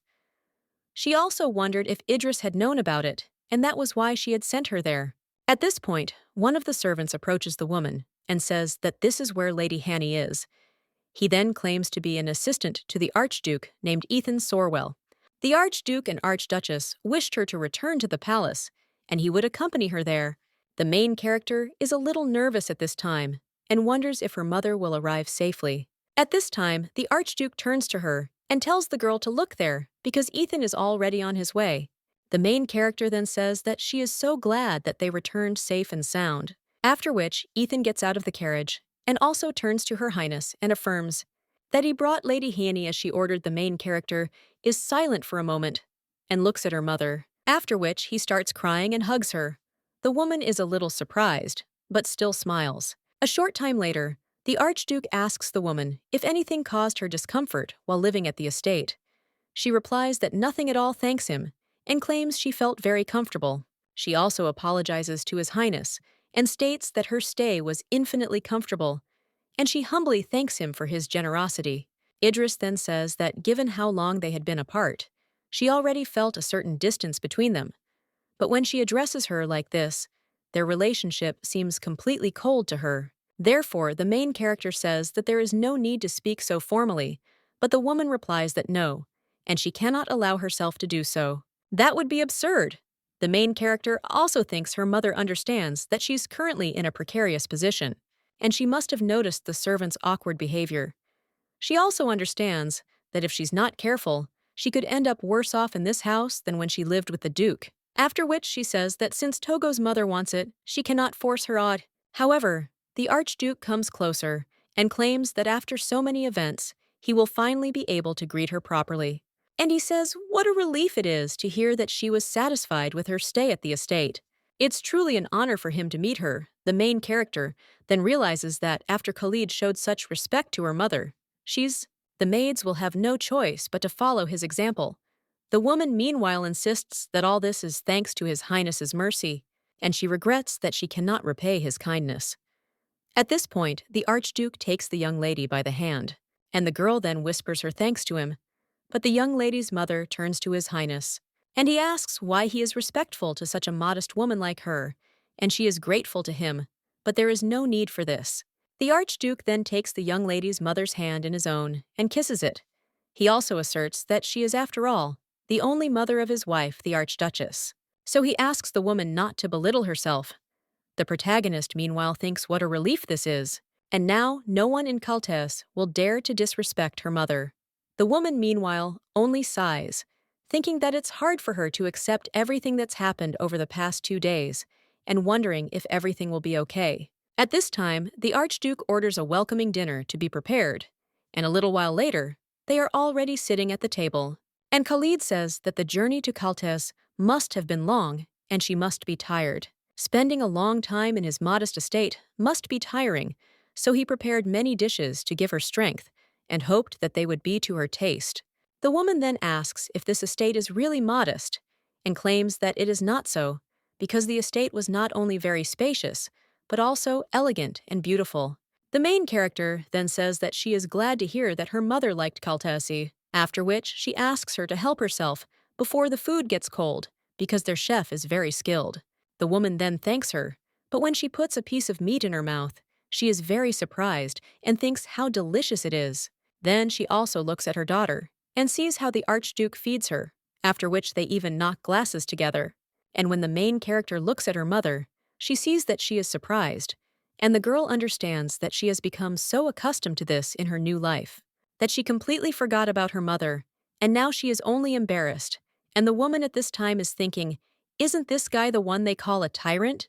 At this time, the main character thanks Khalid and says that she can handle it herself and that she can eat herself. The girl then wonders a little embarrassed whether her mother saw how Khalid fed her. At this time, Khalid turns to the young lady and asks why she suddenly started fussing about the girl, thinking that her mother saw everything. The Archduke then claims that he feeds her every day and does not understand why she is so embarrassed now. The main character then wonders if he's doing this on purpose and is simply teasing her. Meanwhile, the woman says she's so pleased to see how well they get along. Idris thanks her, but after that, silence hangs between them, and the young lady only puts food in her mouth. And she also wishes her mother bon appétit. A little while later, she's already heading down the hall with her mother. Their woman claims that, frankly, she was surprised, and the young lady asks what she's talking about, after which the young lady's mother claims that she had not said this before, but the news that Her Highness was marrying the Archduke saddened her, and the girl was literally forced to do this, so she was sure that she would be doomed to an unhappy life like her, not to mention the rumors surrounding His Highness. The main character then thinks it's no wonder her mother had such an impression. In her past life, she also considered herself unlucky. The woman claims that she is now convinced that she was wrong and that it's true what they say, you shouldn't trust rumors. She also wonders why her mother fell in love with the Archduke. The main character then turns to her mother, a little surprised, and she only asserts that it is obvious that His Highness values her very much. After all, even from her who is a stranger, this did not hide. And she's happy knowing that everything is fine with them. Idris then wonders if it's her mother. She was worried about her the whole time. Then the girl approaches her mother and hugs her. She also claims to have missed her too. They then approach the woman's room, and the young lady says that this is her room today. The young lady's mother is then a little surprised and claims that even the room in the estate seemed too luxurious for her. And it's just wonderful there. So she thanks Her Highness, and the main character says that she's glad to hear that she likes it, after which the girl turns around and says that perhaps she will go then and wishes her mother good night. The woman also wishes Her Highness good night, and the main character goes out into the corridor. But then he's a little surprised and wonders what Elsa is doing there. When the hospital attendant sees Her Highness, she immediately turns to hers. The main character then asks what happened, and the maid only asks if she liked the dinner, to which the main character replies that yes, and she is very happy with everything. She also claims that her mother had dinner with her, and the maid says that she knew it, and thank God everything is fine. After all, it had been so long since she had seen Lady Hani that she was worried about how their reunion would go. The main character then says that the girl should meet her tomorrow, since she herself hasn't seen her for a long time, and she's sure her mother misses Elsa. The maid then asks if this is true, and thanks Her Highness. But then she also turns to the lady and asks what she thinks about the idea of going for a walk with Lady Hani. The delight workers would have told her that she had not had the opportunity to look around in Coltase. The main character then says that it's true, and maybe she should give her something at the same time. Elsa says that's a great idea. Then the Archduke enters the room, and the maid says that he is here too, after which he asks her to forgive him. The man then closes the door and asks what they were talking about, and the main character replies that Elsa offered to give her mother a short tour of Kaltese. The Archduke replies that he agrees, and that it is a wonderful idea, since it has not come to light for a long time. The young lady then says yes, and thanks Khalid for his actions earlier, as he helped strengthen her mother's position there, and she is really very grateful for this, but the Archduke says that he did nothing special, and there is nothing to thank him for. In any case, it would have been necessary to do their word. He is sorry. but he won't be able to keep them company tomorrow because he has unfinished business. Their main character says that she understands. And the guy claims that then he will send Ethan and the knights to accompany them. The young lady then asks, a little surprised, if Ethan is my assistant, and if she is the Archduchess. But she thinks that taking his only assistant for a walk is still unnecessary. However, the man then asks to take the guy with him because he is not only an assistant, but he is also a wonderful swordsman, and if something happens, he is able to protect them. The main character realizes that now that she thinks about it, Ethan often goes with the knights, and given Khalid's words, he must truly be a talented warrior. The Archduke asserts at this time that even though the assassin who harmed her more isn't a threat, he still wants to protect her, and that's his duty. The main character then says that's fine, and she'll listen to him. The guy says that's great, and if she wants to buy something, she should put it in his name because he'll pay for everything. The young lady is a little surprised and says no. However, the guy is only interested in why their girlfriend claims that it's not even her money and she can't spend it on herself.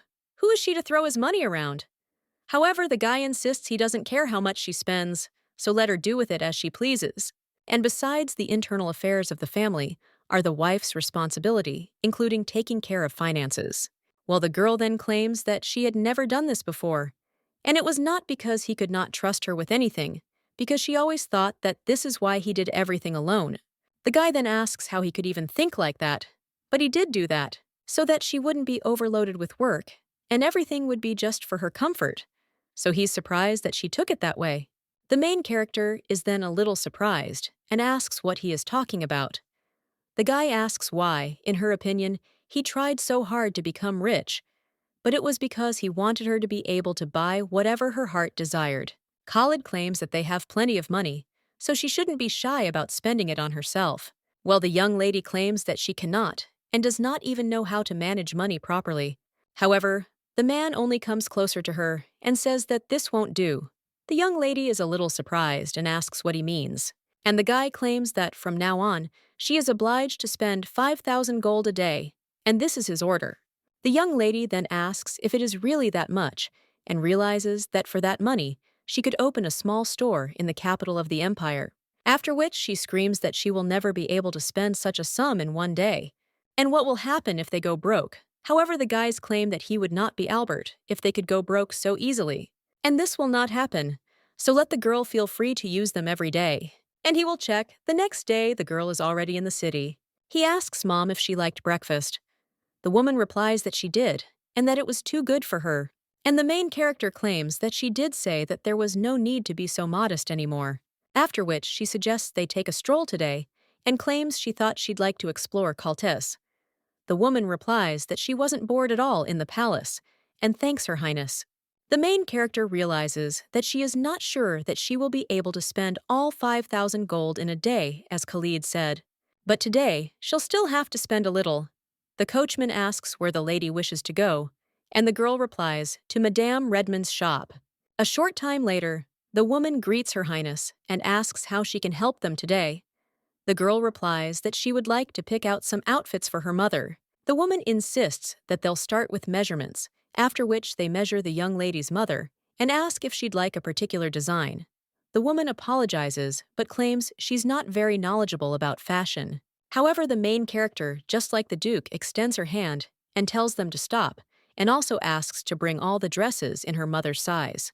The woman then says that they will do as Her Highness wishes, and when they finally bring these dresses, the girl points to one of them and also states that from there and to there, they'll take them all. The boutique owner is shocked after this. Meanwhile, the young lady's mother turns to Her Highness and says, "There's no need." The main character says to register it all in the Duke's name. And they delivered everything to the palace, after which everyone was amazed and exclaimed that they obeyed Her Highness. The girl exited the boutique, then became embarrassed, and realized she'd always wanted to try doing what Khalid did. She also recalls how the man insisted they pack everything from there to there, but now the girl thinks she's embarrassed.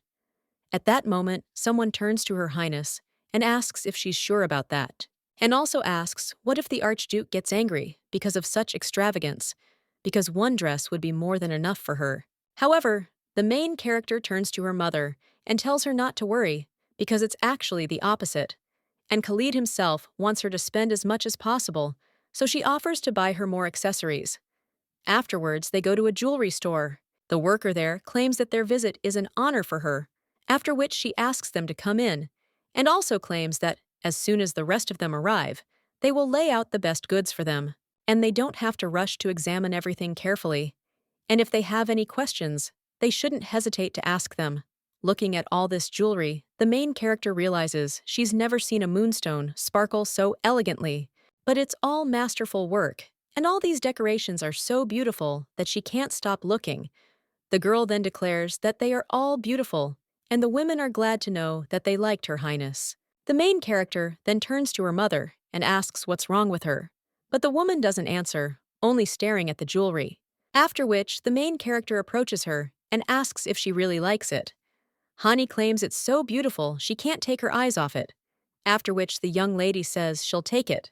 The store employee agrees and asks if Her Highness would like her to help her put it on. The girl replies that it's not for her, but for her mother, after which the jewelry is placed on the woman, and the main character says it suits her very well. The jewelry store employee also claims that Azari's tear has finally found its owner, and the woman looks stunning. She also asks if Her Highness has taken a closer look at anything else, and the young lady understands that she is not sure that what she bought with his money can be called a gift. She then points to one of the brooches and declares that she likes it. The girl realizes that the red matches Khalid's eyes. Meanwhile, the young lady's mother insists that the pin resembles the Archduke's eyes and that their color is pure yet very deep. The young lady then turns to her mother in shock and asks if she can read her mind. The woman only smiles and says no. It's just that she has that expression when she sees the Archduke. The main character then asks if she is really that obvious, and then someone thanks Her Highness for the visit, after which the young lady leaves the store. There, Ethan meets her and asks if Her Highness has finished shopping. The girl simply turns to the guy and asks if she can see him for a minute, after which he agrees. And the young lady pins a brooch to his suit and claims that it is a gift of gratitude for his kindness to her, and she wanted to express her appreciation. The boy then repeats the word kindness and says that, of course, Her Highness is so kind to everyone, even to someone like him. The young man also clasps his hands, but then realizes he needs to calm down. He smiles, thanks the lady, and assures her that he will cherish it. The boy also asks if it's time for them to return to the castle and tells the main character that she's glad he likes it, after which he suggests they return, as it's already getting dark. Meanwhile, the boy is thinking about the young lady and realizes that she is smart, beautiful, and kind, so he wonders how he could not be devoted to her. A short time later, the young lady is already at the carriage and tells her mother that they should return to the palace. The woman then suggests doing just that, and the young lady insists there's plenty to see there too, and that the backyard garden is especially beautiful. The woman says that's fine, and she too wants to see it soon, and the young lady understands that if she thinks about it, what did Ethan mean then? After all, recalling those days when he said that even words of consolation can hurt some, she wondered what happened to him in the past. But the girl understands that the guy is an assistant whom Khalid trusts, and people who treat her well, so it is hard for her to realize that similar people suffered in the past. A short time later, they enter the garden, and the young lady's mother insists that it really is very beautiful there. The protagonist asks her mother if this is true, and insists that she wanted to come there with her. Ethan claims that this place was specially created for her by the Archduke, and the young lady's mother claims that this is incredible, and the man then smiles and says that this place belongs to Lady Idris and only her. The main character then tells Ethan not to say that, but he denies it, saying it's true, because she was able to melt the Archduke's cold heart. The girl doesn't even know what to say, and her mother insists that the Archduke really is such a romantic. Ethan says that, of course, and for Her Highness's sake, he's ready not only to create a garden, but also to give her anything she wants. And there's not a single person working there who doesn't know this. At this point, the Archduke realizes his ears are burning, and he needs to tell Ethan to take care of the office. The woman then turns to the Archduke's aide and asserts that this appears to be true. The young lady then replies that in any case, Mother can come there any time, after which the woman thanks her daughter. It was a wonderful, peaceful time, and if she could stop time, she would choose this moment. The flower petals, carried by the wind into the sky, seemed to carry away all the bad moments of the past. And the young lady now thinks that this is what it means to be happy, after which she smiles sincerely and understands that this is what she thought. However, her mood was spoiled as soon as she saw a familiar face in the hallway, and now she realizes it was Harold Florent. She was on her way to the office to give the Khalid a gift when she encountered him. The young lady also recalls how he addressed her at the ball and realizes that this is someone she wouldn't want to date. The guy, meanwhile, only clenches his teeth, and he also greets Her Highness. The girl then replies, "Yes," and turning around says she's glad to see Florent. The young lady also thinks it would have been better if she had pretended not to know him and walked past. She hopes he's not planning to make a scene since that's Khalid's territory. The young lady then turns to the young man and says he seems to be in a hurry, and if he has anything to say to her, she suggests postponing it until next time. The young man then turns to Her Highness and asks for permission to give her advice. The young lady then wonders what's gotten into him and asks if he has any complaints. The young man claims that she knows the Archduke has changed a lot since the wedding, and the young lady wonders what he means by that. The guy replies that after the girl appeared in his life, he began to poison her, and that's natural, since he spends all his time there and only surprises her with attention. Idris then asks what Togo says about the guy saying he doesn't think it's a good thing. Because of this, the Archduke can't look after his lands. The main character then says that the guy is being rude, because he already knows how diligently the Archduke fulfills his duties, so she asks why he's telling her this. Gerald claims that his duties are to take care of Caltes and let the girl look around, because all His Highness cares about now is her mother, and her problems.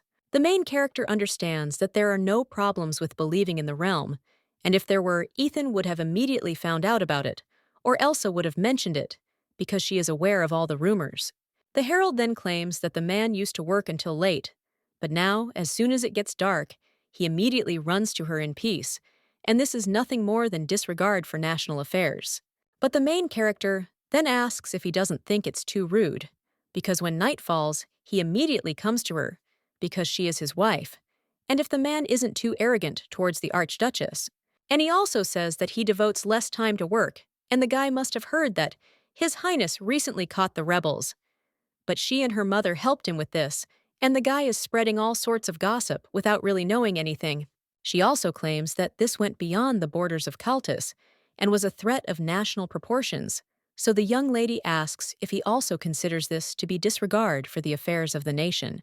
The young man then apologizes if he spoiled Her Highness's mood, but he would like her to think about how she influences him, after which the guy turns around and leaves. The main character then wonders if she's truly a burden to the Archduke. She then looks at the box in her hands containing the gift for him, but still turns and heads toward her room. A short time later, the young lady is already lying in her bed, remembering the guy's words about the Archduke changing so much after the wedding. The girl realizes that Harold just attacked her and left. But unlike the previous times, there is some truth in his words now, and the girl understands that in some ways he is right. And also, if you think about it, he probably spent a lot of time sorting out her family and helping her mother. He's been spending a lot of time with her lately, so she wonders if she really has a bad opinion of Khalid. And is it really because of her that he's failing to fulfill his responsibilities? Besides, was there ever a time when she could be of any use? The girl also understands that it is not her merit to plunge into eternal sleep and rise again, as well as to take revenge for her plunge into a crippled sleep and save her mother. And it was he who completely figured it out. So their relationship is one-sided, and while they may love each other, their abilities and strengths are diametrically opposed. And Harold, who is a third party, but the girl thinks that she has no choice but to admit that there is some truth in his words. So now the young lady only laughs sadly, but then puts her hand on her face. And she wonders what she should do. This night had been a test of her heart. A little while later, the girl gets up from the table and says she's eaten, so she'll probably go. However, the guy grabs her hand and asks if something is wrong. Idris replies that no, everything is fine, and also asks why he's asking. The guy then simply tells her to let her know if she needs anything. Well, then someone turns to His Highness and asks if he has finished his meal, because he urgently needs to hand over important documents that require his attention. The man then turns to the servant, rises from his seat, and tells Idris to be sure to tell him. The girl then looks at him and realizes that it's true and he's always so busy. And for the last few days, she tried to keep her distance from him so as not to interfere, and this was her personal decision. But the girl wonders why it hurts so much, but she just hopes that Khalid won't notice. The Archduke realizes at this point that Idris seems to be avoiding even talking to him. A short time ago, the boy suggested they take a walk and claimed he didn't think he'd been spending enough time with her lately. However, the girl only said that he was so busy, so she suggested doing it some other time, and the girl stopped coming to his office because it was as if she didn't want to meet with him at all. But what bothered him most was that Ethan had asked him to accompany them on walks, and it seemed Idris was starting to warm up to him. He'd even seen them together in the hallway a while back. The girl had said he seemed busy, and that he should tell her if it was because of her, because she was worried. The young man simply smiled and insisted that he was working for the well-being of cults. And how could that be a burden? Afterward, the young lady thanked him, and the Archduke realized that he was deeply irritated by her concern for him, and he wonders why the girl acts differently around him and why she laughs so much when she's with him. The girl also said that Ethan did a good job and that she knows a good tea that helps relieve fatigue, so she'll send him some. The young man then thanked the young lady and said that she was so kind. And the Archduke, overhearing this, thought how this infuriated him, after which he approached the two, and they became a little scared. Khalid then turned to Ethan and said he'd been wondering why he wasn't in his office. After all, the guy had so much free time to hang around there. The main character then turned to the Archduke, and she said that she was simply talking to him about her request. And the man said that it was clear and also understood what it meant that she asked him for something, but he didn't know anything about it. After which, the man simply turned around and said it was time for them to go, and the confidant merely agreed. The main character only hoped he hadn't noticed. The Archduke then brought the young man into his office, and Ethan asked what had upset the Archduke so much. However, the man only glared at his charge and asked what he was talking about. The guy replies that it's nothing, after which the man asks if Ethan has a girlfriend, as he's never seen the brooch before. The Archduke's confidant then considers whether he should tell him, and he claims the Archduchess gave it to him. The man then simply exclaimed, asking why she gave it to him. The knight claims she simply said he had done a good job at Kaltesu. He heard that she bought him a gift, and now he wonders if the Archduke hasn't received it. He's sure there was a gift for his master too, but now when he looks at it, he wonders if he really hasn't received anything yet. The Archduke is simply curious as to whether Idris has suddenly decided to buy Ethan a gift. He also wonders if the boy actually received the gift while he hasn't, and is now deeply upset. The Archduke's confidant insists it's simply a small reward from a superior. There's no hidden meaning there either. He's also confident that his gift is much better, and thinks the Archduke will receive it very soon. However, his master then replies that it isn't, and rises from his desk. She also approaches Ethan and asks why he was given it earlier. He understands that Idris always comes first for him, and his world revolves around her, so it hurts him to realize that he's not her number one. It's not enough for them to be so close, but she also gave him a brooch. The Archduke now claims he sent Ethan to assist the young lady in everything and protect her, but he apparently settled in perfectly and apparently received a gift. The young man doesn't even know what to say after this. The Archduke grabs him by the brooch and tells him he can wear it. He's not against it, since it's Idris's wish, but let the boy at least take it off in front of him. Ethan shocked wonders what that expression on the Archduke's face really means, that he's jealous now. A little while later, the man is already thinking about how Idris gave Ethan the brooch, and he's wondering why she did it, and whether she was really just grateful. But then the brunette wonders what he's been thinking about and realizes they've barely seen each other lately. The main character merely sighs heavily, and Elsa turns to Her Highness and asks if something has happened. The main character replies that she wanted to say that everything is fine, but probably everything is already visible on her. However, now she is not ready to talk about it and apologizes to the maid. The girl understands that her heart is so heavy, because she herself puts up barriers between her and Khalid, and if only she could speed up the flow of time. The girl also understands that she loves him, but she needs to sort everything out, so she can't be with him now. Even if she really wants to, and if she is nearby, she will only become a burden, and his burden will only get heavier, so no one is to blame except her. The girl also clenches her fists and thinks that in order to get closer to him, she needs to be worthy of him. And from now on, she will live only by her own wits and will not act on someone else's orders. So she just needs to be patient no matter how bored she gets. At this time, the aristocrats are in the Archduke's office. Brunet claims that he heard that taxes on the Florentine lands had risen sharply and that they were sending materials that would have been enough for domestic water supply, and he even invested a lot of money in this. The Archduke is speaking to a man who's a little shaky, but the Archduke merely addresses him menacingly and asks why he brought this report. He also says how pathetic he is, and that he gave him a task, after which the man asks if he succeeded.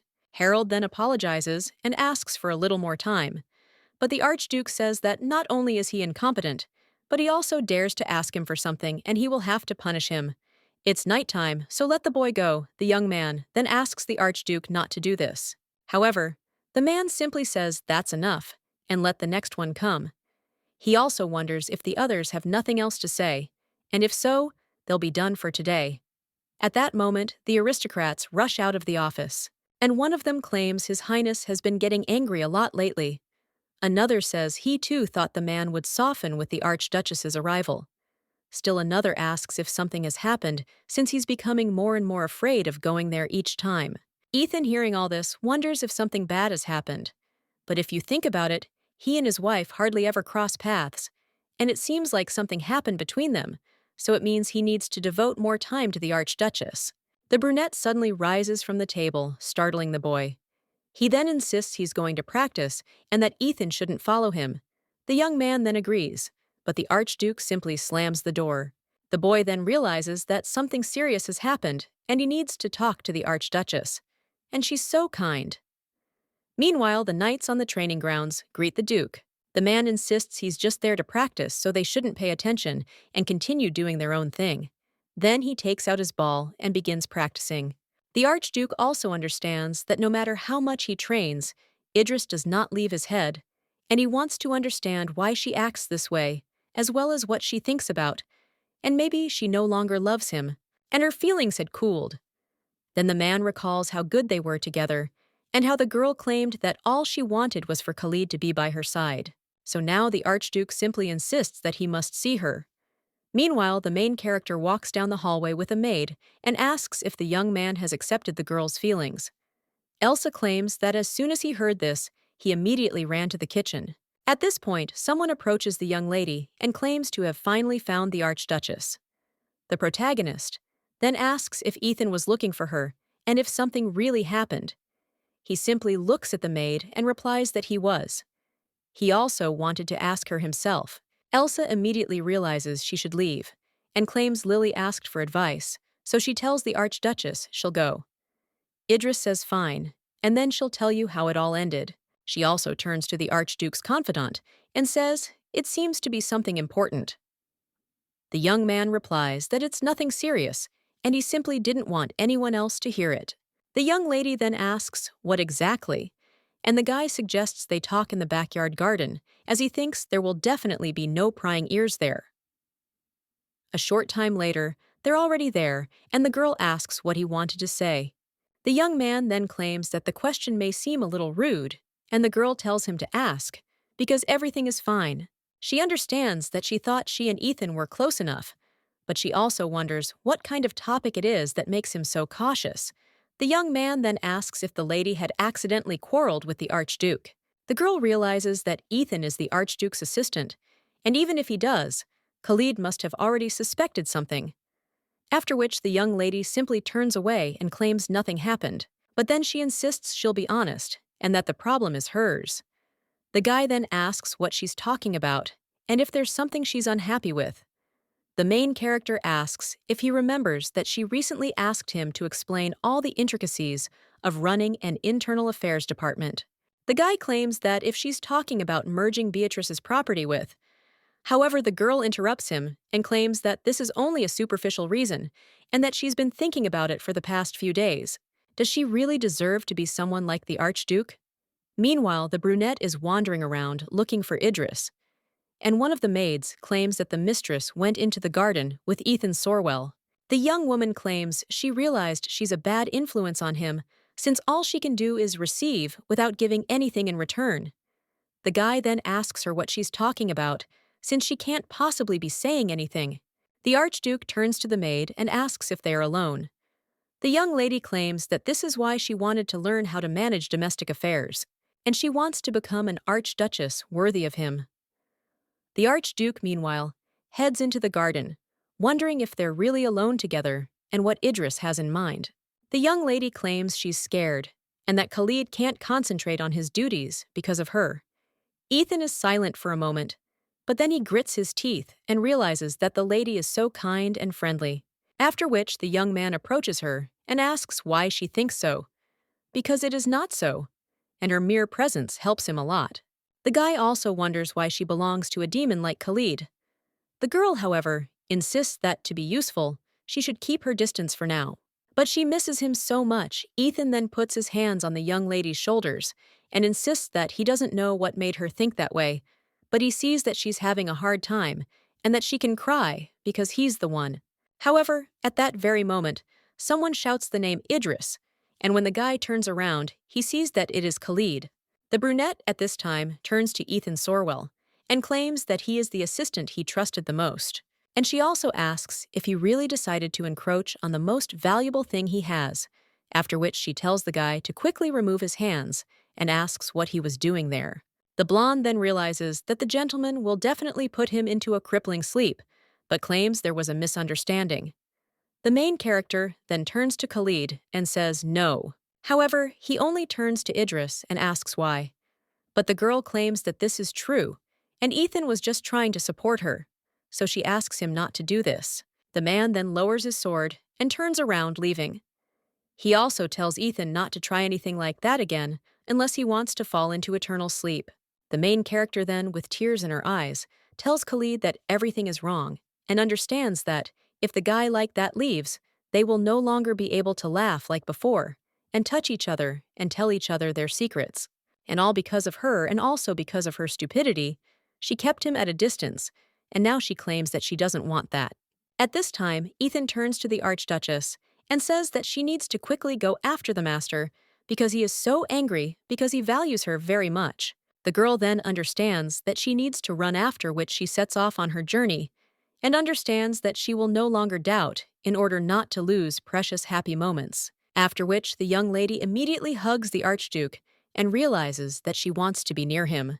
The girl then turns to her beloved and insists that it's truly a misunderstanding. Khalid replies that he knows there's nothing between them because she's not that kind of person. However, the girl claims that in order to be useful, she needs to keep her distance for now, and she claims that this whole situation is a complete misunderstanding because this is not what she meant. The man then asks why she didn't tell him then, and the girl replies that she was afraid of becoming a burden and that he has many responsibilities at Caltes, and she was worried that she was distracting him from his work. She also knows that many there dislike her and is afraid that this could negatively affect him as well. The Archduke only laughs nervously after this, and then, with tears in his eyes, he asks who the hell dared to tell her such nonsense, because let her tell him who it was, and he will make sure he never dares even come near her again.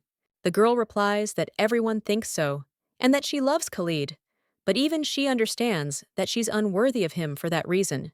The young man then compliments her and asks if that's why she's been avoiding her, to which the girl replies yes, but she regrets it and has already regretted 1,000 times that she started behaving this way, and now when he simply turned his back on her, she realized that she did the wrong thing from the start. The Archduke then hugs the young lady and says that everything is okay, and he also understands that she is his wife, so the mere thought of her being treated like this breaks his heart. The guy also claims that her very existence is his meaning in life, and to see her as well as to touch and hear her voice is all he lives for, and she is his everything. Therefore now, the young man asks her not to think like that if she does not want to push him away intentionally. The girl replies that she never will, and she is sure that she will never want this, and will not think about it anymore. The Archduke will then leave her this time to be near and never leave him, after which the young lady says that she will never leave him. A little while later, the man is already looking at the papers and asks if she herself had looked at all these projects. The girl replies that she just wanted to learn a little and that these are projects for budget allocation for next year. We then say it's incredible, and there's no need to think about them anymore. And his wife is such a great person. He also claims that now they can be together for a little while longer. The separation is already decided, and the young lady then says she has something for him. The girl also opens the chest of drawers, and she claims it's a small gift, and because she's worked herself up like a fool, she couldn't give it right away. The Archduke then says, "She's not a fool." The girl hands him the box and tells him to open it, after which the man does so, and looking at the red hairpin thanks the young lady, and also states that he will always wear it. The main character then says that she is glad that he liked her, and the man is only interested in how he could have liked a gift from his wife. The girl then claims that this brooch reminded her of his beautiful scarlet eyes, so she immediately bought it. The young man then asserts that he will take care of her gift, and a little while later, Ethan is already standing at the Archduke's door and understands that he needs to get ready because he has an urgent report and he must gather up the courage and go in. The guy also thinks whether they have come to an agreement, after which he opens the door and goes to the Archduke. But he sees that these two get along well with each other, and Albert at this time turns to his wife and asks if she wants more. The girl then smiles and replies that no, and let him eat it himself. The brunette replies that he's content simply watching his wife adorably devour the treats. The main character then smiles and tells him to stop Khalid. Meanwhile, merely tells Idris to eat better. The knight then thanks God that everything is fine, and then approaches the Archduke. And he claims that he has an urgent report for him, and the man asks if it is really that important. After which the confidant asserts that it seems so, and the Archduke asks, "What is there?" However, the guy only thinks that apparently everything has worked out, after which he wonders what he should do with the heir of the Florent family. After all, it seems his punishment is over, and the brunette only asks if the guy is talking about that fool, because for now he should not let him work with the budget. And this guy is too stupid, so he might lose his temper, after which he asks if he really stopped by to see them today. The knight replies that he did, and he's waiting for an audience to apologize. However, the Archduke tells him to leave and let the boy tell Harold not to wander around his territories without permission anymore.